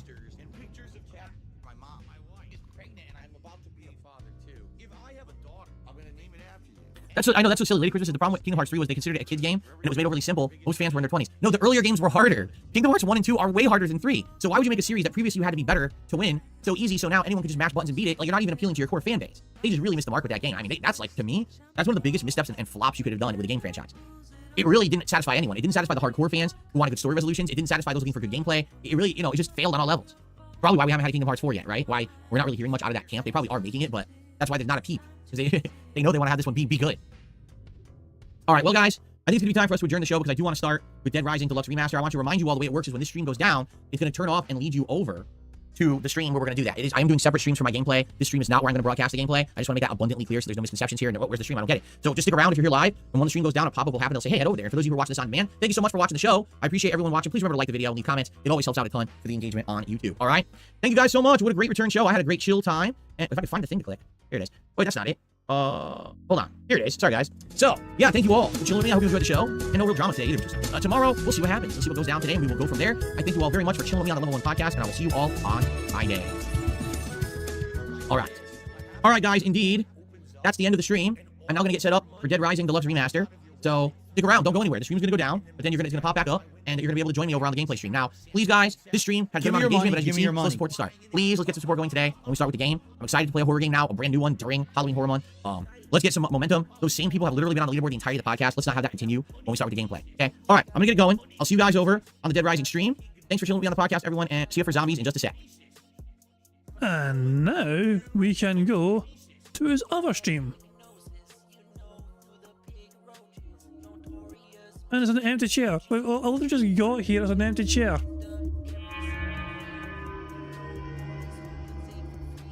He's an empty chair. It's live DSP, an empty fucking chair. Let's rewind it to when he starts blathering. No, that's just fucking crappy music. We don't want that. No, that's more crappy music. No, don't want that either. No, god damn it. No. Oh, here we go. No. Here we go. All right, what's up, everybody? So, I hope everyone's doing well and you're ready for the premiere of Dead Rising Deluxe Remaster right here on DSP Gaming. The reason I'm stalling a little bit is because I didn't realize it. I just looked at the calendar downstairs. Not a calendar, our schedule downstairs. So my wife and I actually write out a schedule for the week. She's going to be home from work in like 10 minutes. And I'm like, should I really start with the playthrough just to have to pause it to stop it? To make sure Jasper Kitty's out of here and downstairs. I don't want to interrupt the beginning of the game. So what we should do is just hang out for a few minutes until she arrives home, and then I'll close the door, and then we'll be able to just start legit. Okay, so that's why there's a slight delay. I figured I don't want to start. So they have some big massive wall calendar to schedule like when the wife comes home.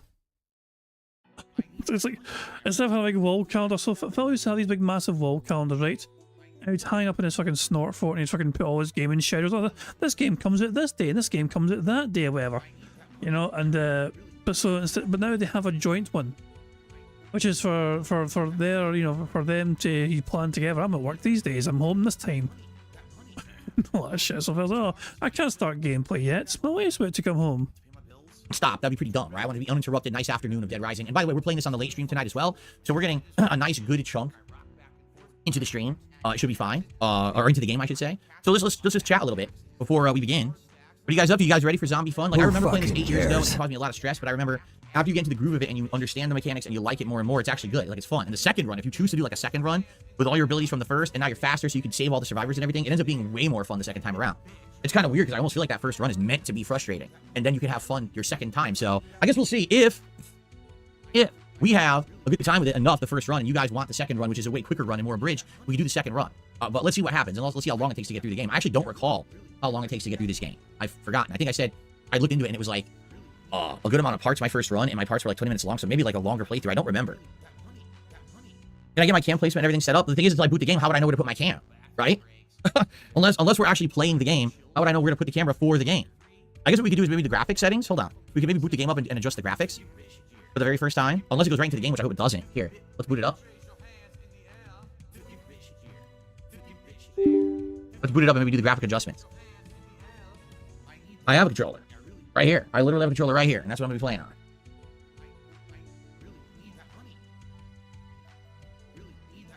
Already it's messed up. See, it's not even full screen. So yeah, we got to do this. Let's do good suggestion. Good suggestion. Get everything working. English on. Yeah, I mean, audio output device TV. But my TV actually has, like, some surround sound capabilities. Does it really matter? I don't know what's going to matter. I want to try that and see what happens. Background music settings for streaming. Turn the option to change some of the background music for streaming gameplay. Oh, I am. So this will help me to not get copyright issues? Okay. Alright, accept. Yeah, I want to do the new control scheme. I want to try the new control scheme and see how it changes everything. Oh, good lord. Too large. White subtitles. Medium subtitle background opacity. Character name display and cutscenes. Who white, fucking green. Cares? Closed caption subtitles, no. Dot display, no. Vertical white, color red. Okay. Adjust until the picture on the left disappears. Oh, I can see it. I mean, I can still see it. I don't want the game to be this dark. Are they crazy? I'm just gonna leave it on standard. Display area looks correct, except, of course, this isn't even full screen yet. We have to fix that. You're kidding me. I'm 100 years old. I, of course, am 100 years old. Why does it matter, you idiots? Yes, 42 is correct. What is this? No.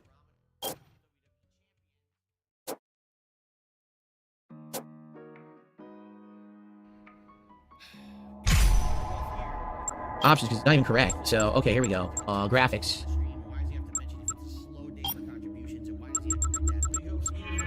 Is it borderless window or is it full screen? I always forget which it is. That's the better one for games. Does anyone remember? Is it borderless window or is it full screen? Usually it's full screen. Oh, look at this. Why is there no music? It's usually borderless? Okay. Why is there no music? Maybe because you turned on streaming mode, so you wouldn't be getting hit with goddamn copyright strikes.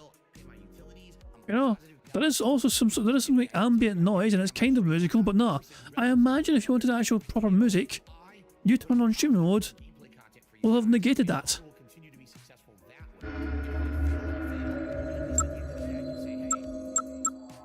Optimize upscaling for higher quality as fast frame rates with a focus on speed.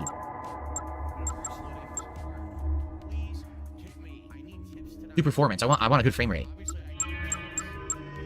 What is this? Reduce input delay incurred by your system? On? Let me try that. It's so weird. There's a million options. How am I supposed to know what to do? This is so awkward to watch. There's like so many options. Right? It's a mesh quality. Make high the 3D bad meshes. Man stop. Borderless will you alt tab without crashing the game. Thank you. That's what I want then. Borderless. Motion blur off. I don't want motion blur.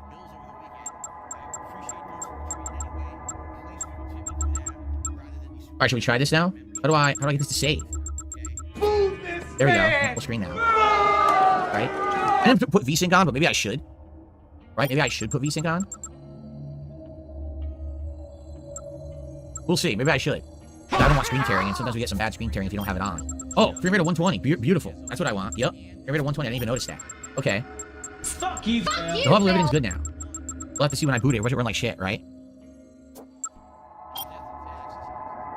Okay. Before I turned it off, I said, I collect my data. Okay, so we're gonna start shortly. I just heard my wife pull in. So you guys give me a minute. I'm just gonna get Jasper, out of here, and I'll be right back, and we'll begin in just a moment. And by the way, thank you, Patrick, for the super chat. I'll shut that out when I get back. Be right back. Get the fuck out of here! For God's sake. So, Jesus Christ, man. I guess fast forward till returns.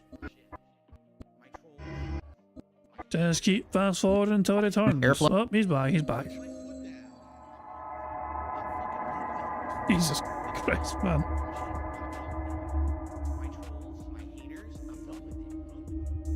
Alrighty, guys, I'm here. We're about to get started. All I want to do is get some air. So I'm going to crack open my curtains to try to get some airflow, and then we're going to begin. Who fucking cares?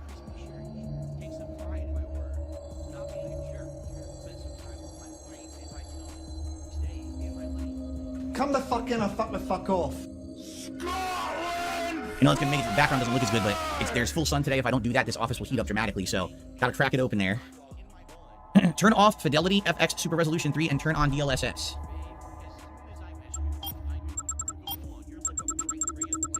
Turn this off. Turn on DLSS. Okay. But doesn't that turn off VSync? I guess not. Only if we turn frame generation on, I think.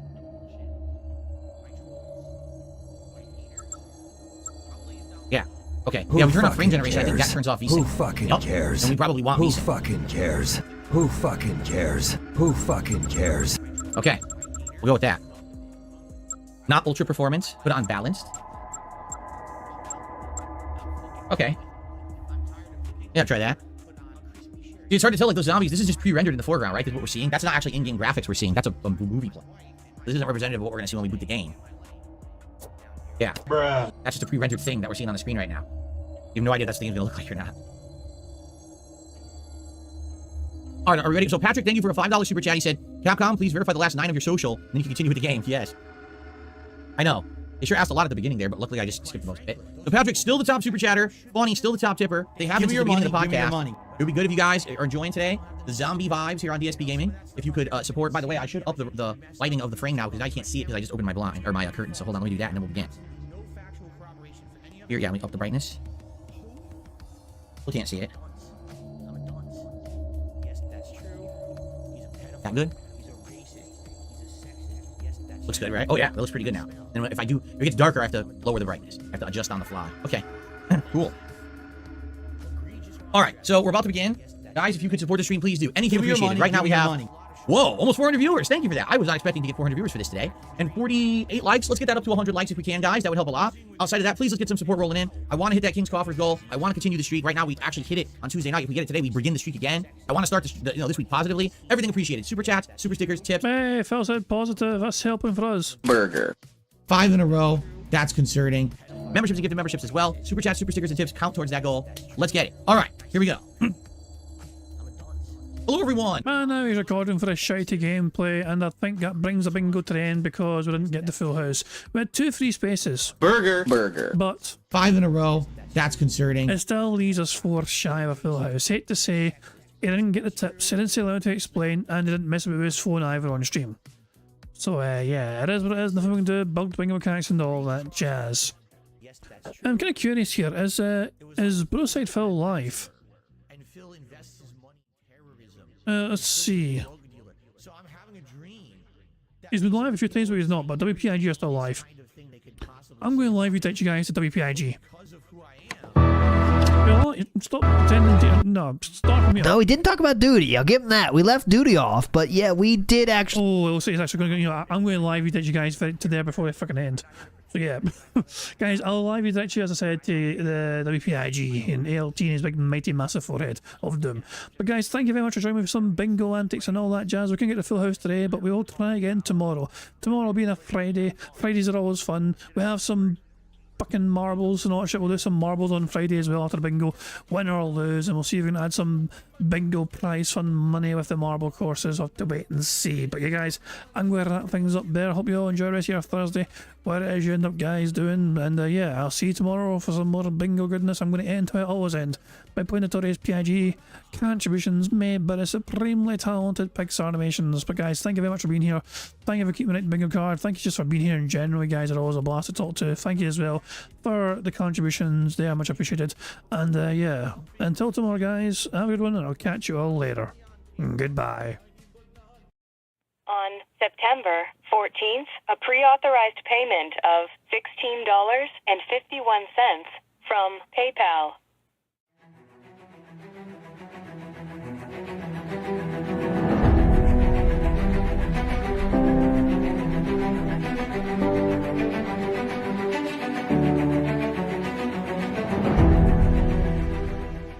All right, Luna Mills has tipped me $1.30. It says, I'm back. What's your favorite type of shower?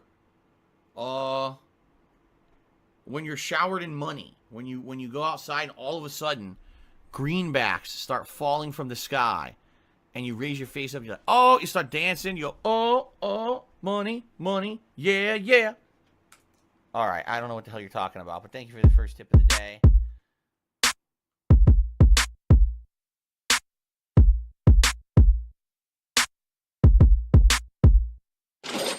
Money, money, yeah, yeah.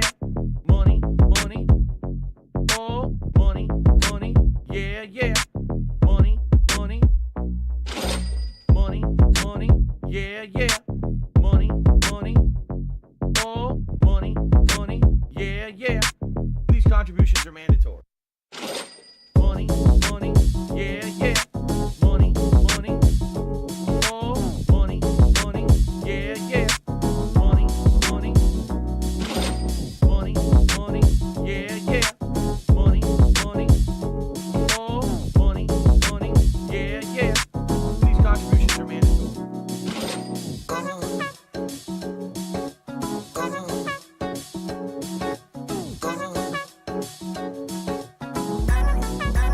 Show me the money.